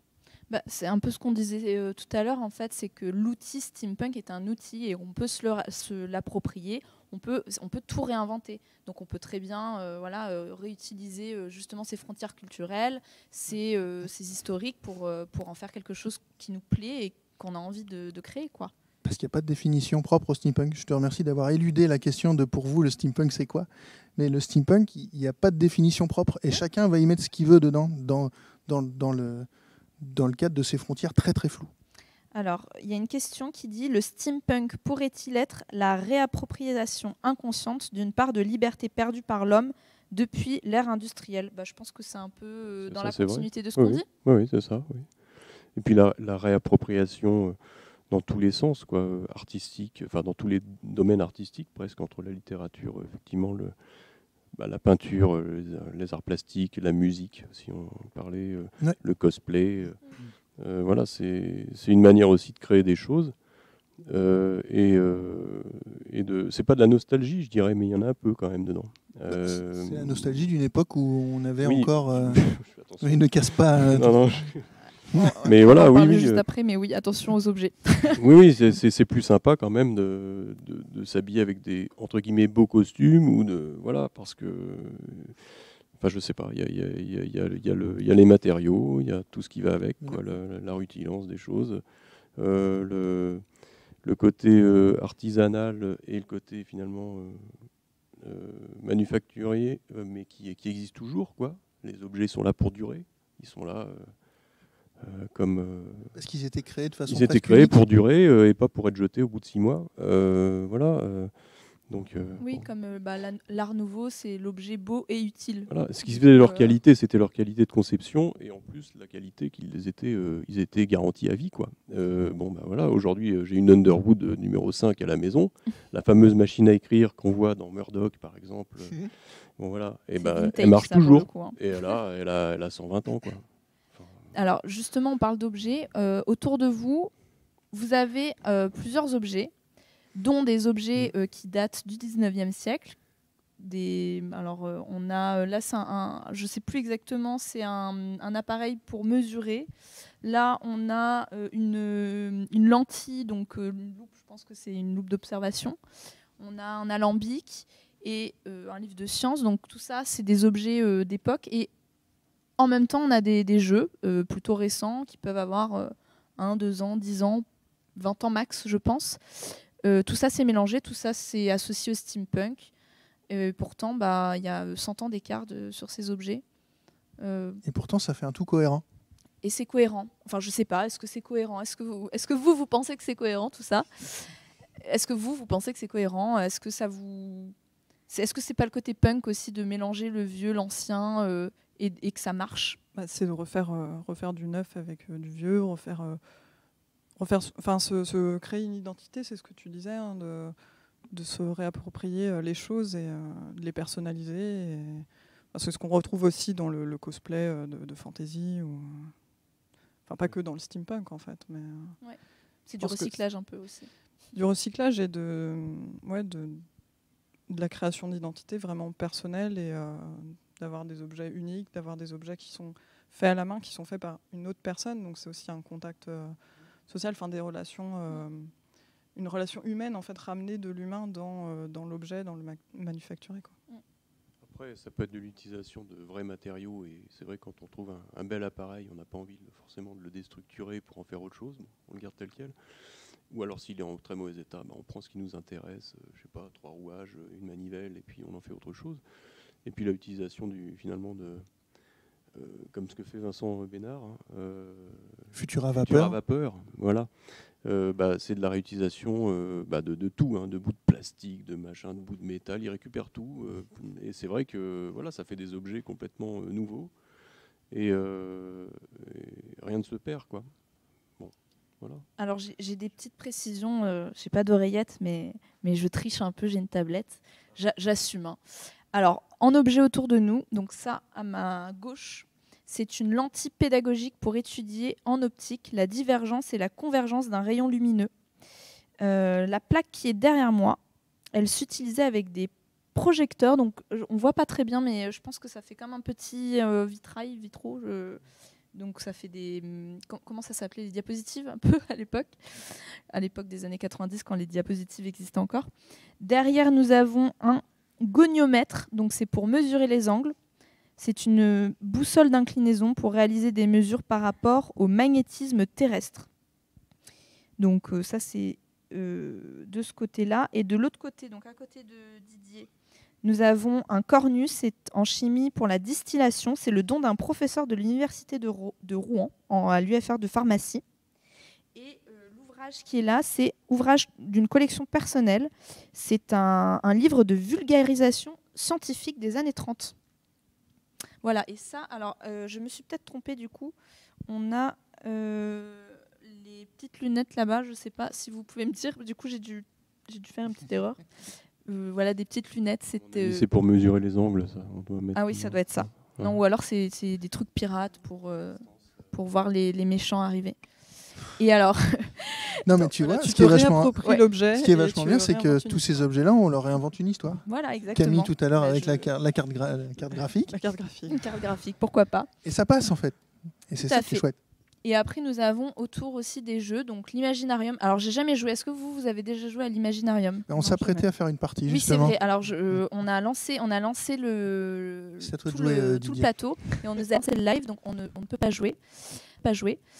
Mais nous avons Celestia. Alors, Celestia, c'est avec un dirigeable. On a derrière un livre qui s'appelle... C'est lequel, celui-là ? C'est un super jeu de rôle qui s'appelle Steam Shadows. Ah bah vas-y, parle-nous-en, Arthur. On dirait Stranger Things. Non, on n'en est pas là. Non, on joue en fait, si je dis pas de bêtises, une bande de héros qui s'appellent les Steam Shadows et qui vont combattre les horreurs avec un grand H dans un univers hyper steampunk. Quoi. Et alors le magicien du fer qui est derrière aussi, c'est une BD dont vous êtes le héros. Un peu comme les livres dont vous êtes le héros, rendez-vous page 80 si tu es un garçon, rendez-vous page 83 si tu es une fille, ce genre de choses. Voilà, et puis après on a des tarots et des jeux de cartes un peu réinventés steampunk et la Citadelle du Temps, qui est un autre jeu. Donc voilà, parce qu'on nous a demandé dans le live, il y a des personnes qui nous ont demandé quels sont ces objets autour de vous. Donc voilà, j'espère qu'on a répondu à votre question. On a une autre question qui arrive. Aucun d'entre vous n'a été contacté pour faire partie de la Red Team avec Xavier Mauméjean, point d'interrogation. Pour ceux qui n'en ont pas entendu parler, projet de l'armée française avec une équipe de 10 auteurs de science-fiction qui s'appuient sur des données réelles pour imaginer, pour prévoir les conflits et les inventions de demain. Alors, moi, personnellement, non. Je n'ai pas été contacté. Moi non plus. Mais en fait, moi, oui. Non, je plaisante. Mais là la Red Team s'adresse à des auteurs de science-fiction qui, avec les données actuelles, vont imaginer le futur. Ou plusieurs scénarios possibles du futur. Nous, dans le steampunk, on va s'amuser avec le passé. Quoi. C'est ça. Nous, c'est pas le futur, c'est le passé qui nous intéresse. À moins que la Red Team s'intéresse à la partie... la Red Team s'intéresse aussi à imaginer les conflits potentiels. Le steampunk, c'est aussi une réflexion politique, clairement. Pas politique politicienne, mais politique aussi sur l'écologie, le recyclage, pourquoi on va réparer des vieux objets plutôt que là. Ça intéresse moins le ministère de la Défense. Quoi. Et dans le traité de chronoportation d'Ostramus, on parle du futur, du passé, du présent. Oui, d'ailleurs, tu vas peut-être être contacté par... par le ministère de la Défense à ce sujet. Ils ne m'ont pas encore contacté pour l'instant. Mais bon. Voilà. Alors pour la petite info, dans le traité de chronoportation qui a été édité chez Oniri en décembre, c'est ça ? En décembre, oui. En décembre, on parle de voyage dans le temps, donc de voyage dans le passé, mais aussi dans le futur. C'est un guide pratique pour voyageurs temporels. Voilà. Donc peut-être qu'on devrait envoyer ce guide à la Red Team. Ils ont terminé, je crois, la Red Team. Ils ont rendu leur... Il n'y a plus de futur après. Ils ont je crois qu'ils ont fait leur travail et ils ont rendu leur résultat. Très bien. Alors, qu'est-ce qu'on peut dire d'autre ? Oui. Est-ce qu'il y a des défauts pour vous dans le steampunk ? Par rapport, je ne sais pas, l'actualité Le steampunk, c'est parfait. Y a pas, je sais pas, je dirais qu'il n'y a pas de perfection. C'est comme on l'a répété, c'est un outil. Donc après, l'usage qu'on en fait, ça dépend de chacun. Quoi. Ce qui est intéressant, c'est qu'effectivement, chacun fait ce qu'il veut avec avec ce matériau qui est le steampunk et le 19e siècle. Chacun peut y trouver sa place. Alors c'est vrai que quand on commence à dire le steampunk c'est politique, tout le monde, il y a souvent une levée de bouclier. Ah, c'est pour parler de politique ici, on fait du steampunk. Ok, ou alors quelqu'un qui débarque sur Internet. Moi, je vais me faire un mariage de steampunk. À tout le monde, c'est steampunk. Il y a une grosse culture, il y a une culture. Voilà, bon. Donc effectivement, il y a toujours ces petites, ces petites accroches. Après, chacun y trouve ce qu'il veut. Donc, si t'as pas envie de discuter politique dans le steampunk, si on veut pas faire de contemporain dans le steampunk, on a le droit aussi. Ouais, et puis de toute façon, le steampunk c'est là aujourd'hui. Donc c'est fatalement et politique et contemporain, quoi. Ouais, c'est vrai, c'est pas faux. Et puis on peut trouver du politique n'importe où. Et on trouve du politique partout. Bah oui. C'est conscient ou inconscient en fait. Le fait d'aller chez Emmaüs plutôt que d'aller acheter un truc chez un grand revendeur suédois, c'est déjà un acte politique en soi. Bien sûr.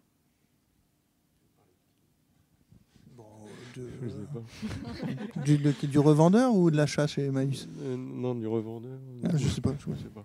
Alors moi j'ai une question. On a un spécialiste auteur, on a un illustrateur et une éditrice. Est-ce que la question ce serait pas de faire quelque chose tous les trois ensemble? Si. Un livre ensemble, par exemple, illustré par Didier Graffé, écrit par Arthur et édité par Camille. Moi je suis d'accord. Comme ça s'appellerait le steampunk est-il contemporain?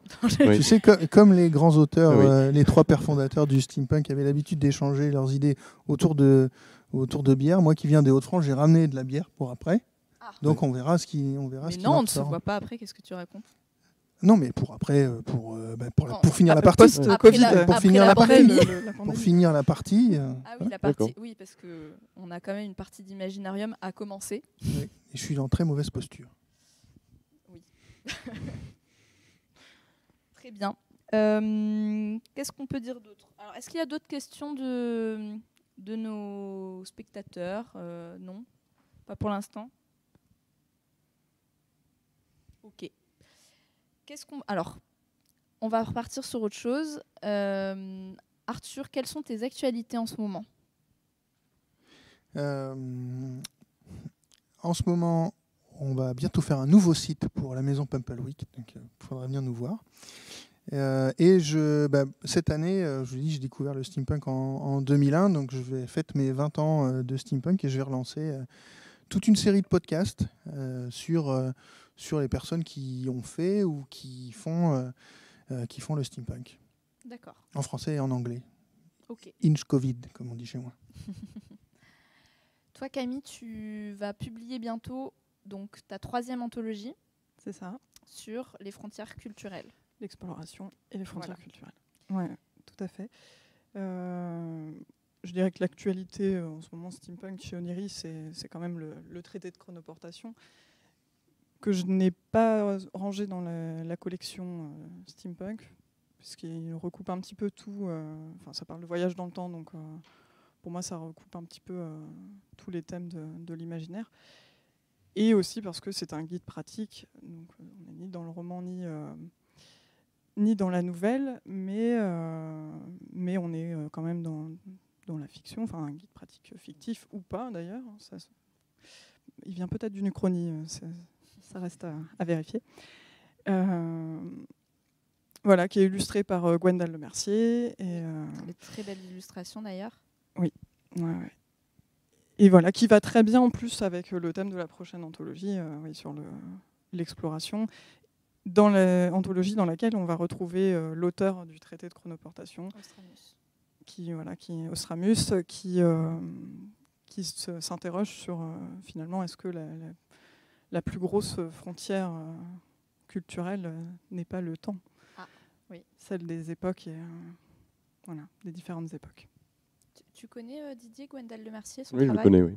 D'accord. Oui, depuis longtemps. Et alors toi, ton actualité, Didier? Alors moi, je prépare. Alors j'essaye.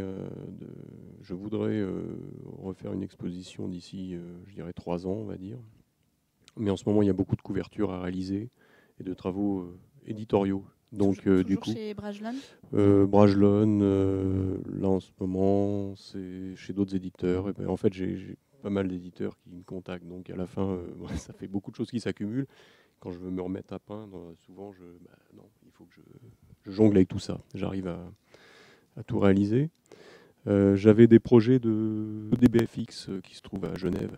Julien Dumont, qui est un ami maintenant. Un projet de film qui est en lien d'ailleurs avec du steampunk, plus ou moins, je dirais.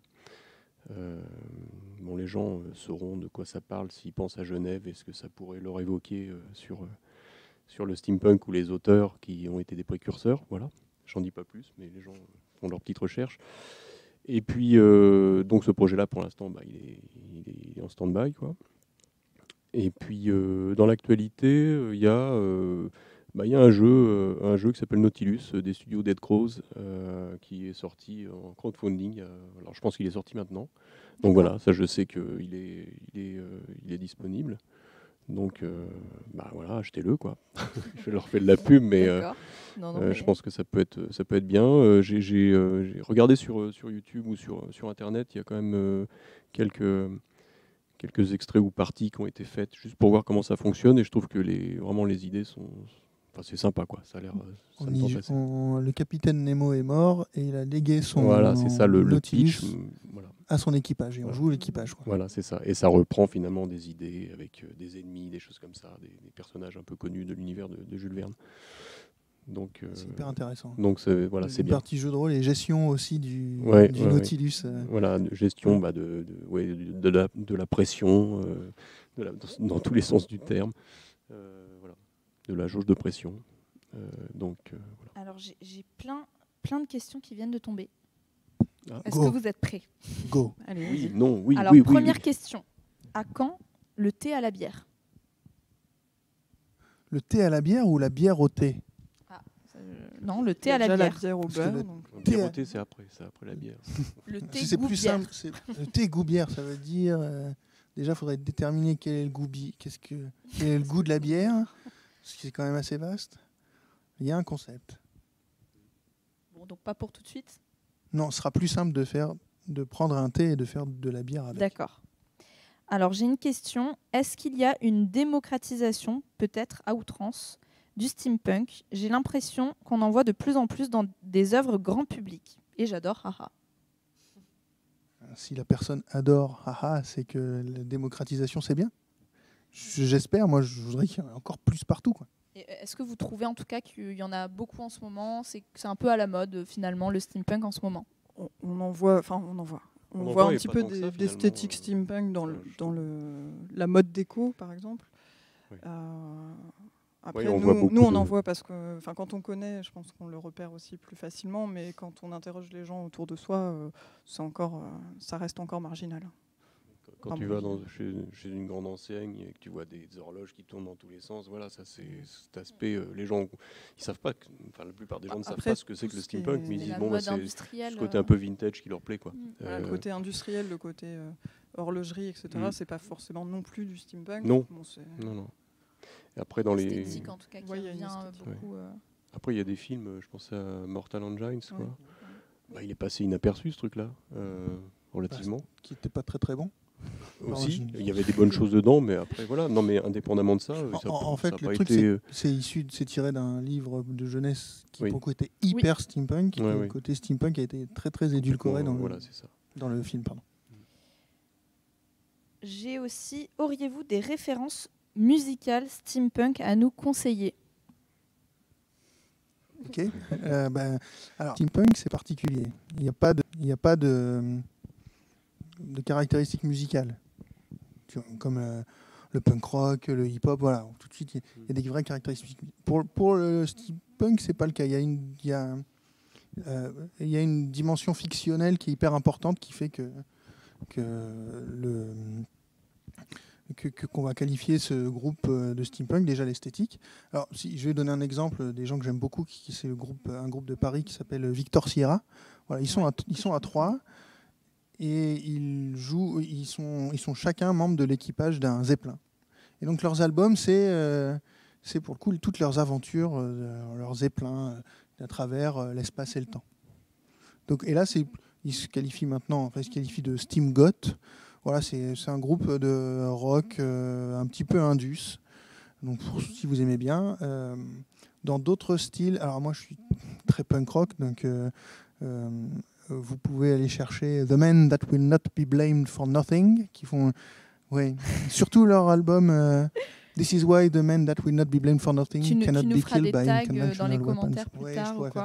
Et là c'est du punk rock On anglais. va tout oublier. Il y a le génial Professeur Elemental qui fait du hip-hop à base de thé. Très bien.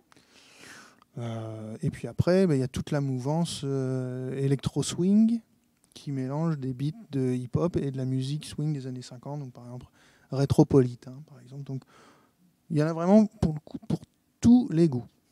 Ok. Vous avez des références musique en steampunk? Non, je n'avais pas pensé à l'électro-swing, mais c'est vrai que j'ai tendance à trouver ça steampunk. Même si ça ne l'est pas forcément. Enfin, je pense que chaque groupe se définit comme il veut. Oui.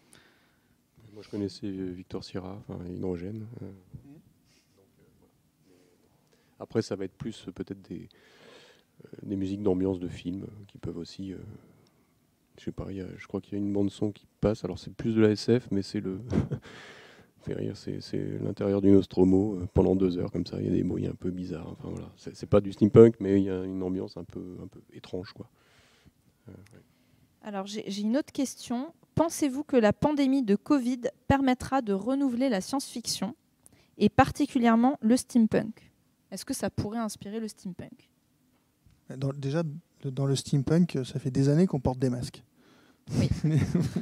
Donc on était déjà précurseurs sur avant-gardiste. Avant-gardiste c'est paradoxal pour du rétrofuturisme. Oui. C'est peut-être pour mais c'est pas des FFP1, donc du coup ça peut être compliqué. Les FFP1 en steampunk, pas qu'ils soient. J'en sais rien. Après, l'avenir nous le dira. Je sais qu'il y a eu, j'ai lu quelque part qu'il y a déjà une recrudescence de l'envoi de manuscrits. Oui, je confirme. De recrudescence de l'envoi de manuscrits. En même temps, j'ai lu un autre article qui disait que beaucoup d'auteurs faisaient face à comme ils ne pouvaient plus sortir, ils ne pouvaient plus confronter leur créativité, donc ils étaient face au syndrome de la page blanche.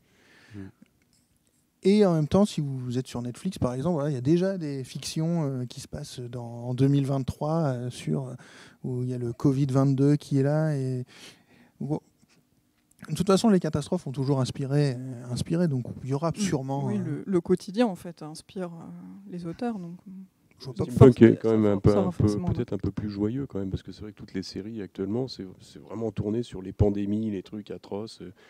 Il y a eu la vague zombie, maintenant il y a la vague voilà, pandémie. c'est ça, on mélange tout ça. Les zombies, ça a marché, donc on en met un petit peu maintenant avec le virus et on refait autre chose. Et puis voilà. Toi, ça t'inspire, Didier, tout ce qui se passe dans tes peintures? Ça me fait réagir, oui, ça me fait réagir. Ça, c'est évident. Je me suis rendu compte que je mets de plus en plus dans les dernières peintures d'arbres, entre guillemets, artificiels.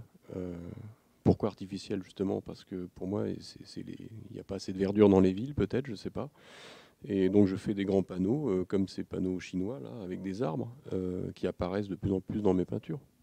Peut-être que parce que ça me préoccupe, effectivement, parce que où j'habite en Normandie, c'est vrai que pendant le premier confinement, j'ai jamais autant entendu d'oiseaux dehors, quoi. Il n'y avait pas un bruit de voiture. Franchement, c'était incroyable. J'en ai même enregistré un matin parce que c'était une symphonie pastorale là à l'extérieur. C'était impressionnant. Et là, depuis que c'est revenu, voilà, on entend beaucoup moins. Donc autour, ça construit autour de l'endroit où j'habite, ça construit partout. Bon, voilà quoi. Je trouve que on se tire un peu une balle dans le pied sans faire attention. On pense qu'il faut construire des entrepôts pour mettre plus de matériel dedans. Et en fait, ça fait autant de terres qui disparaissent. J'ai regardé un reportage il y a quelques jours, et je pense que beaucoup l'ont vu, sur les paysans. Il y a une semaine ou deux. Voilà, il y en a 10 fois moins quoi, aujourd'hui. Donc je ne dis pas qu'il faut être autosuffisant au niveau de la nourriture, mais peut-être qu'il faut quand même essayer d'éviter d'importer trop de trucs pour éviter la pollution. Trop d'urbanisme et plus assez de nature, oui. Finalement. Et ça, quelque part, dans mes images, et pourtant, on va me dire, mais tu fais des villes. Alors évidemment, c'est des villes plutôt à la Blade Runner, quoi, des trucs un peu par étage, qui s'étendent dans toutes les directions, en fait. Mais voilà, quoi, c'est ce labyrinthe humain, quoi, qu'on a créé. Et puis à côté de ça, effectivement, je peux très bien m'amuser à faire un espèce de vaisseau qui ressemble à une baleine, mais c'est pas parce que je trouve ça beau, c'est parce que je me dis, les baleines, il y en a presque plus, quoi. Donc je vais mettre ce truc au milieu. C'est ça que je veux dire. Il y a toujours inconsciemment cette idée de connexion avec. Et moi, je suis quelqu'un de la campagne à la base. Je vivais dans le pays d'Auge. Voilà, c'est. Et justement, je suis un terrien, quoi. Pourtant, je fais des choses très aériennes. C'est ça qui est étonnant, mais je suis un terrien. J'aime pas trop prendre l'avion, quoi. En gros, je le prends parce que voilà, mais c'est pas dans ma nature. Ce qui est presque choquant finalement dans tes peintures, c'est cette absence de nature, quoi. Peut-être qu'inconsciemment, tu essaies d'interpeller sur cette absence peut-être de que nature. oui, mais ça, je le réserve aussi beaucoup plus pour la fantaisie, en fait. La fantaisie, il y a plus de nature, d'arbres, et de choses comme ça. Ouais. C'est marrant, je commence à décloisonner en fait ces deux thèmes, enfin cette barrière là, je commence à la faire tomber pour amener un peu plus de verdure dans le steampunk. Donc ça, je pense que c'est vraiment en réaction avec l'écologie, avec ce qui se passe actuellement. Quand je suis né, l'écologie, c'était un petit mouvement politique comme ça. Ils étaient un peu pris pour des doudingues, et aujourd'hui, on se rend compte que c'est quand même l'avenir de la planète et de ce qui nous attend, quoi. Ouais, j'ai pu voir passer. Alors je crois que c'était une illustration de Gwendal Le Mercier justement, où on voit d'une ville, en l'occurrence Paris, qui est très végétale, qui est très vert. Peut-être voilà, c'est dans le traité de chronoportation. Peut-être que il y a aussi cette volonté, avec ce qui se passe, avec tout ce qui est écologique, de revégétaliser un peu les villes. Il y a des envies d'ailleurs en ce moment beaucoup. Alors je sais que nous on est à Rouen, il y a le Champ des Bruyères qui cherche aussi à faire un peu de biodiversité, etc. Et dans les illustrations là que je citais aussi, peut-être que c'est quelque chose qu'on peut rechercher dans le steampunk. Cette revégétalisation, la nature reprend le dessus sur l'homme avant l'ère industrielle. En tout cas, c'est pas incompatible. Ouais. Oui, mais pourquoi après construire autant à l'extérieur des villes, des entrepôts énormes et en sacrifiant autant d'hectares de terrain. C'est l'appel de Didier pour c'est pas un appel, mais pour les villes. Arrêtez de construire des entrepôts. Où j'habite, il y a une ancienne voie verte, enfin c'est devenu une voie verte, mais c'est une ancienne voie ferrée qui reliait justement des mines à Potigny, c'est près de Falaise, donc c'est le Calvados, Normandie. Il y avait cette voie verte qui reliait les mines de Potigny. À l'époque, c'était des Polonais qui travaillaient beaucoup, là. Tous les Polonais étaient là, en fait, à Potigny, et ça reliait ça à la SMN, qui est un centre métallurgique qui n'existe plus maintenant. Donc cette voie verte, cette voie ferrée a été démantelée, c'est devenu une espèce de voie verte qui est coupée par endroits, il n'y a plus les ponts. Et quand je me balade dessus, effectivement, d'une semaine sur l'autre, je vois des entrepôts énormes qui se construisent, et on va avoir une vue sur les entrepôts et plus sur les champs qu'il y avait autour, quoi. Voilà. Donc je me promène avec mon chien, et là, à chaque fois, je me dis, c'est pas possible, quoi. Et bon. Je ne suis pas quelqu'un de révolutionnaire ni rien. Je ne vais pas faire des manifs et tout, mais ça m'interpelle pas mal. Voilà, ouais. Ça t'interpelle, ça t'inspire. Oui, ça m'interpelle et je me dis, mais aujourd'hui, on sait qu'on a trop de produits, on a trop de centres Amazon, on a trop de trucs comme ça. Ils voulaient créer un centre Amazon près de chez nous, on a refusé. Bon. Par contre, on crée d'autres choses. Voilà, il faut bien stocker ses produits, mais si on en met moins, les gens achèteront moins. Et donc, il faut peut-être prendre le problème à l'inverse. C'est pas parce que là, on part dans une espèce de fuite en avant, qui à mon avis. Et donc tout ça, ça se retrouve aussi d'une certaine manière dans mon travail, quoi. Il suffit que je sois bien dans une image et tout, je vais me promener, je revois ça et je reviens, et ça va peut-être influencer une manière voilà, un petit peu mon image, peut-être mettre un peu moins de verdure, parce que j'ai vu ces trucs-là, je sais pas. Mais c'est très intérieur. Et, oui. Tu voulais réagir, Arthur, par rapport à ça ? Non, je suis d'accord avec je sors un peu du champ du steampunk, parce que le steampunk, c'est fait pour rêver. En fait, je veux dire, on ne sort pas du champ, parce que c'est des thématiques qui sont exploitables avec le steampunk. Donc, non. On est peut-être effectivement dans le monde d'après qu'on nous préconisait, c'est-à-dire on en profite pour user tout ce qu'on peut user, parce qu'on sait que ce sera bientôt la fin, quoi.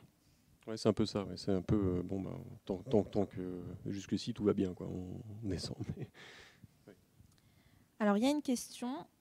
Quel est l'univers steampunk que les conférenciers mettraient en avant ? C'est-à-dire précisons univers steampunk. Je ne sais pas. Et comment tu l'interprètes ? S'il y a un univers steampunk, ou peut-être des œuvres, ou peut-être Est-ce que ce serait du steampunk très historique? Est-ce que ce serait du steampunk très fantastique? Du fantasy? Je sais pas. Quel est l'univers steampunk que les conférenciers mettraient en avant? Voilà. Ouais, moi, je pense que c'est celui que je mets en avant dans ma maison d'édition. Hein. C'est un steampunk qui est, pour moi, engagé et qui a une part politique, alors plus ou moins grande, hein, mais c'est pas forcément des propos, comment dire, extrêmes. Voilà, c'est ça. Ça peut être juste une réflexion et juste dénoncer quelque chose ou interpeller, mettre le doigt sur un problème et voilà. Enfin, pour moi, c'est ce qui est intéressant, c'est de faire réfléchir le lecteur sur ce qui l'entoure et aussi d'attiser sa curiosité. Enfin, voilà, moi, c'est ce que j'aime, je pense, dans le steampunk. Et c'est l'univers que je mettrai en avant. Ouais. Toi, Arthur? Je vais compléter le bingo du steampunk qui a circulé sur Internet. Alors, je précise, si vous n'avez pas été au courant de ça, il y a un bingo steampunk qui est en cours. Vous pouvez le retrouver sur la page de l'événement. Et à chaque fois que l'on dit un mot du bingo, vous pouvez boire ce que vous voulez.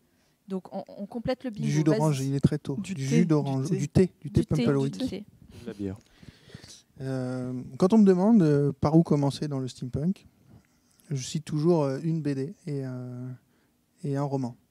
Donc, vous pouvez cocher pour le roman La Lune seule le sait de Joanne Elio. Voilà, Joanne, oui. Buvez, oui. Du coup. Oui. C'est hyper bien écrit. Globalement, des extraterrestres sont tombés de la Lune sur la France.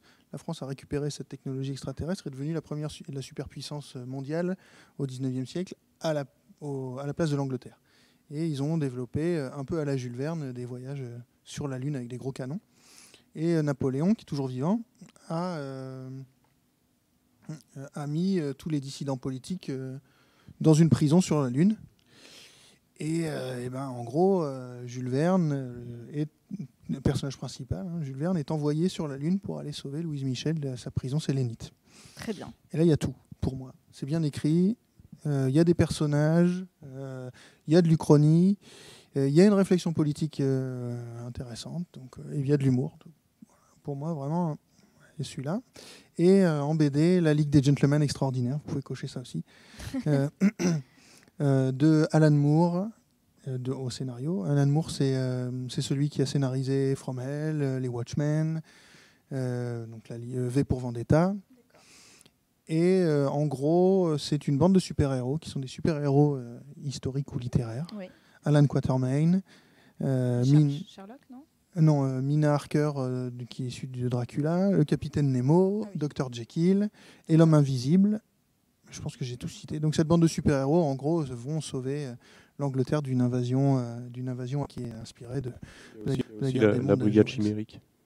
Il y a la Brigade Chimérique aussi de Serge Lehmann. Ouais, c'est ça. Et qui, eux, vont réimaginer les super-héros. Ça ressemble un petit peu, mais c'est plus sombre, je trouve. C'est un peu plus tardif aussi, c'est plutôt les années 20. Quoi. Et toi, du coup, Didier, il y a des univers steampunk en particulier qui t'inspirent, dont tu as envie de parler Des univers, je ne sais pas exactement. Moi, j'ai un ressenti du steampunk, comme j'expliquais, sur des choses comme ça.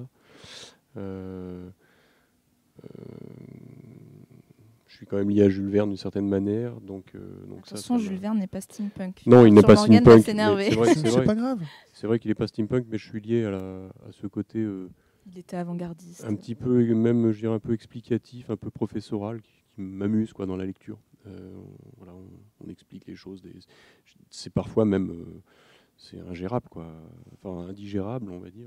On a du mal à le digérer. Jules Verne, c'est une vieille lecture, faut le dire quand même. C'est pas non plus. Voilà, c'est comme les séries télé d'il y a 30 ans et celles d'aujourd'hui avec le rythme qui est complètement différent. Doctor Who. Doctor Who, très bien, oui. Oui, mais bon, je parlais de Murdoch. On était fan de Murdoch, c'est pareil, c'était sympa.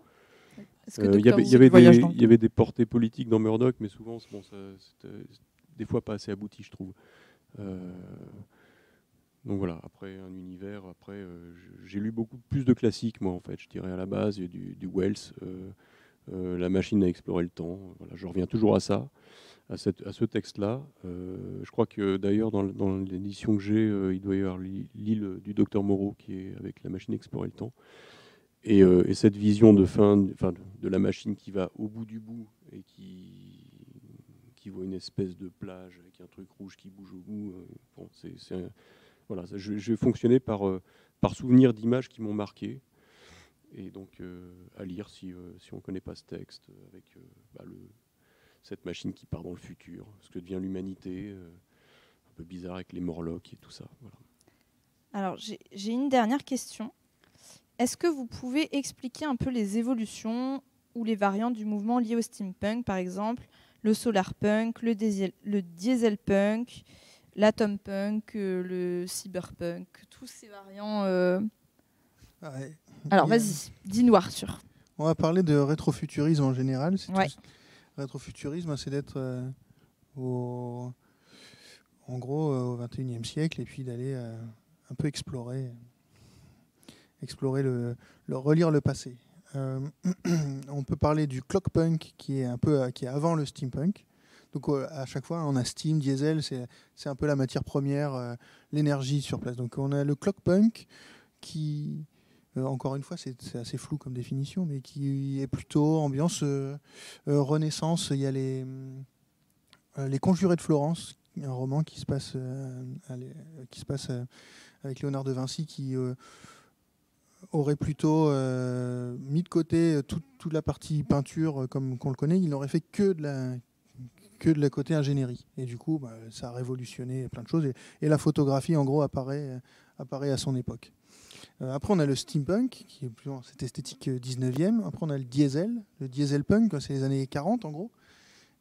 Les moteurs à essence. Ouais, alors pour moi, c'est beaucoup plus dur à manier, parce qu'on parle de Seconde Guerre mondiale, et on a beaucoup de... C'est un sujet un peu sensible aussi. Ouais, c'est encore pour le coup trop proche de nous. Tu arrêterais pas ça un peu plus tôt, aux années 30, non ? Parce que là, on est plus dans une espèce de machine à vapeur. Oui, il y a l'entre-deux aussi, les années 20, les années 30. Ouais, moi, je mets tout ça dans le diesel. Pour toi, c'est du diesel. Dans le diesel. Okay. Moi, je fais à la limite presque plus de diesel que de steam. J'aime bien la période 20, les éplins, 20, 30. Ouais, alors pour le coup, le steam, pour moi, s'arrêterait en termes d'esthétique, vraiment au début, peut-être à la fin de la Première Guerre mondiale. Quoi.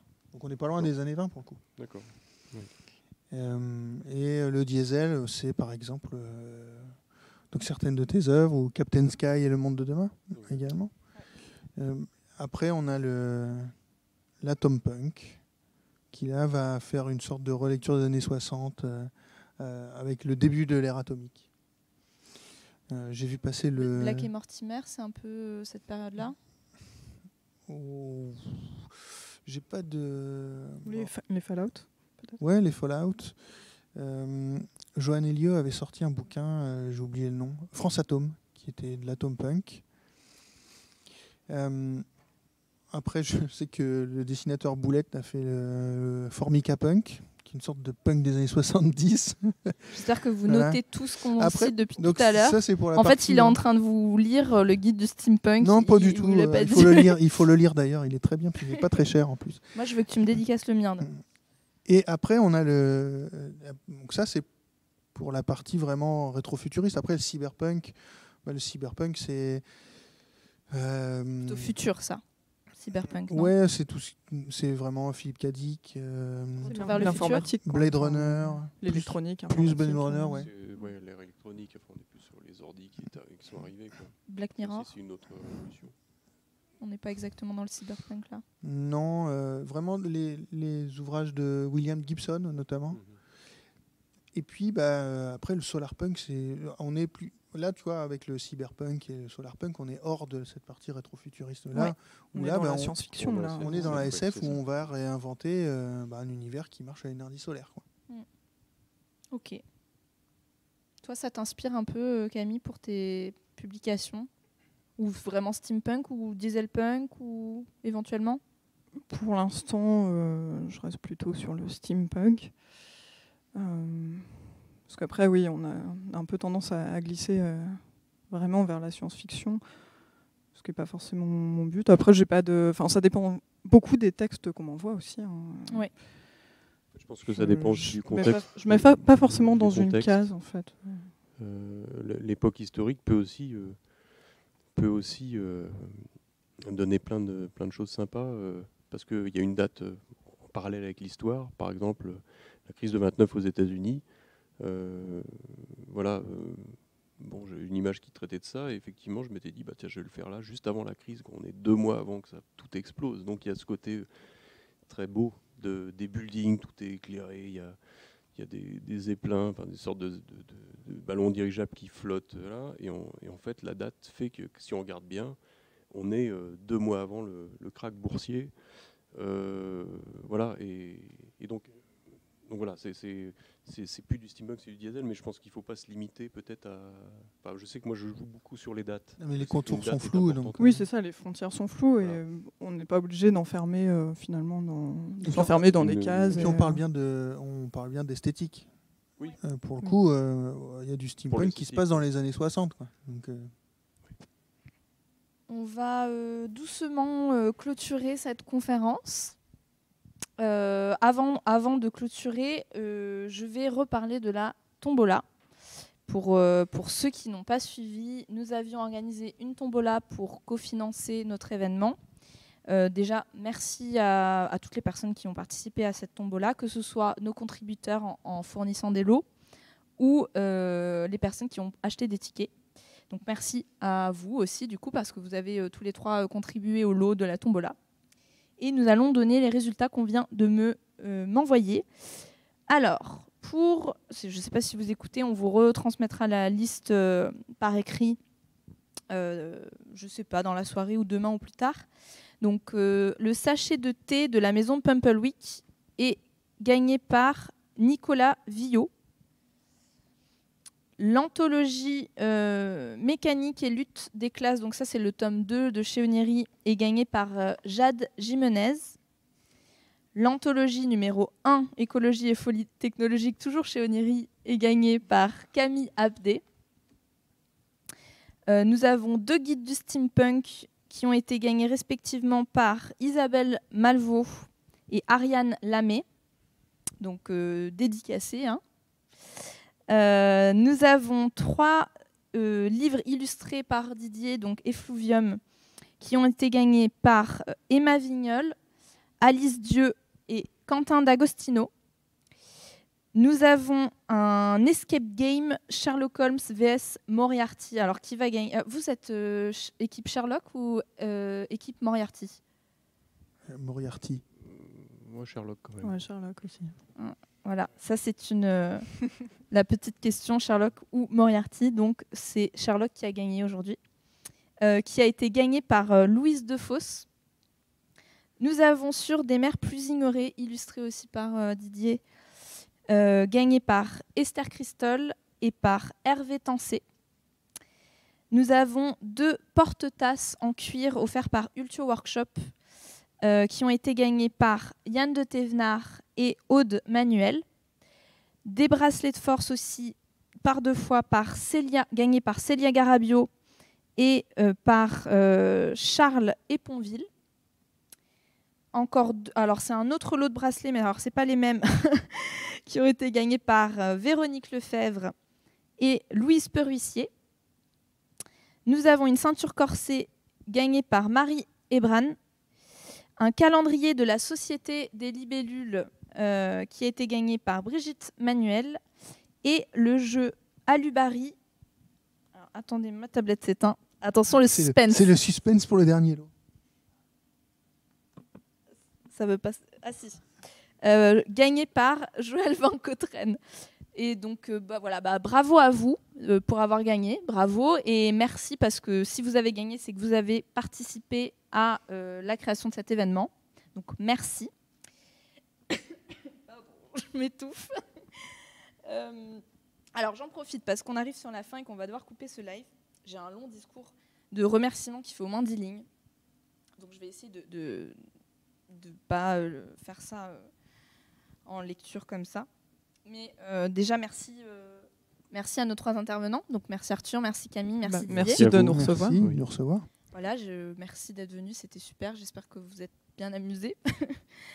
Alors nous, l'équipe organisatrice, nous souhaitions remercier l'Espace Marc Sangnier qui a été un super partenaire, l'Ariel qui nous reçoit aujourd'hui en direct et donc par la même occasion la ville de Mont-Saint-Aignan. Nous remercions évidemment l'Université Rouen-Normandie, le FSDIE, puisque c'est un peu à la base une conférence universitaire qu'on fait. Nous remercions également French Steampunk et steampunk.fr qui ont été nos partenaires en ligne et qui ont retransmis cette émission malgré les problèmes techniques, je crois. J'espère en tout cas que ça s'est réglé. Donc merci à eux. Merci aussi à nos partenaires d'exposition, alors qui était une exposition qui n'était pas évidemment comme on l'aurait souhaité, mais du coup le musée de la mécanique naturelle où on a fait le reportage. Sortilège Rouen qui nous a prêté les jeux qu'on voit là, et Resitech qui nous a prêté les magnifiques instruments d'époque qui sont autour de vous.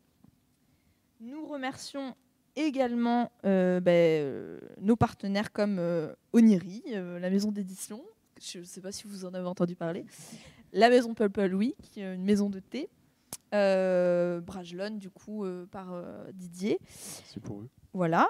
La Société des Libellules qui nous a fourni le calendrier et qui a aussi parlé sur leur réseau de la conférence. Ultio Workshop qui nous a fourni tout ce qui est l'eau en cuir.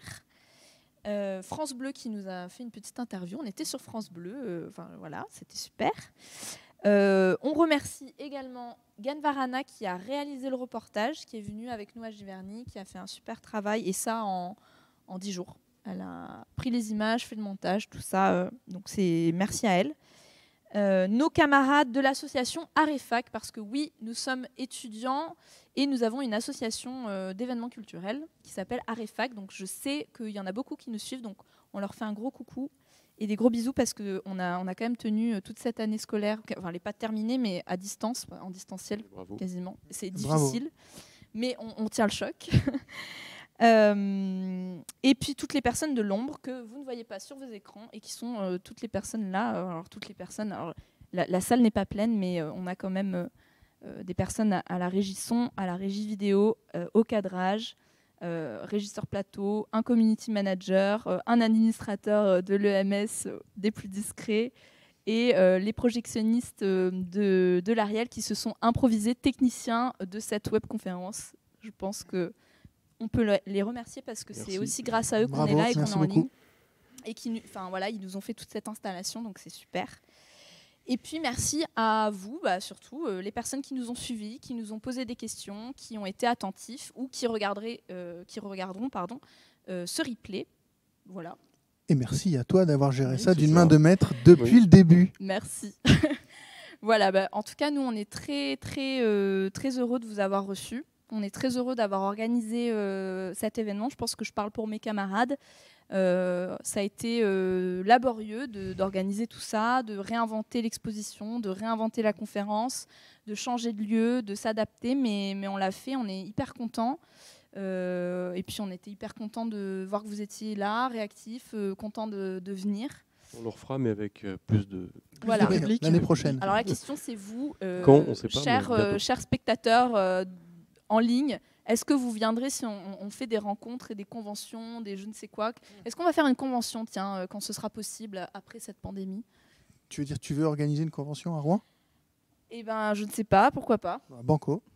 C'est parti. Oula, c'est le moment de lancer un sondage. Ok, lançons un sondage. Si vous voulez une convention à Rouen, tapez 1. Si vous ne voulez pas de convention à Rouen, tapez 2. Si vous voulez une convention, mais en Bretagne, tapez 3. Déjà, il y a malheureusement elle est en stand-by. Qui a été repoussée à l'année prochaine. C'est vrai, il y a plein d'événements. Les Rétro Fantasy de Montautour par ouais. la Brest Steampunk Society. C'est vrai qu'il y a pas mal de conventions steampunk aussi qui ont été annulées cette année. Mais bon. Bon, voilà, je crois que c'est le temps de rendre l'antenne. Alors, j'ai mon technicien qui me fait des grands signes, qui me fait... Oui, eh bien, c'est la surprise. Il y a une surprise. Ouais. Mais surprise. vous ne le verrez pas. On vous le montrera plus tard, malheureusement, parce que vous n'êtes pas en ligne, vous êtes avec nous. Mais pour les spectateurs, il y a une petite surprise de notre technicien qui veut se moquer de nous et de nos répétitions. Mais vous n'étiez pas là, donc on ne se moque pas de vous. Alors, quoique si, on se moque un peu de vous, d'une certaine manière. Ah, bah, bravo. Avec nos doublures. On reviendra. On reviendra, bon bah parfait. Eh bien, donc, si vous êtes encore là, petit générique et micro-surprise. Merci encore à vous. Je l'ai dit combien de fois, merci? On dit jamais assez merci. Ouais, c'était pas dans le bingo, ça, merci. On aurait dû le mettre. On aurait dû le mettre. Avec un nombre. Genre merci. Merci à Nat d'avoir créé ce bingo. Merci à Nat de la maison Pumpleweek, notamment, qui a fait un super travail sur ce bingo. Merci Miguel, merci Pierre, merci Reza et merci Cédric qui ont organisé cet événement avec moi et qui ne sont pas à l'écran, mais qui ne manquent pas de s'être investis. Donc merci à vous. Voilà. Cœur sur vous. Merci, à bientôt et peut-être qu'on réorganisera cette émission. Merci, au revoir.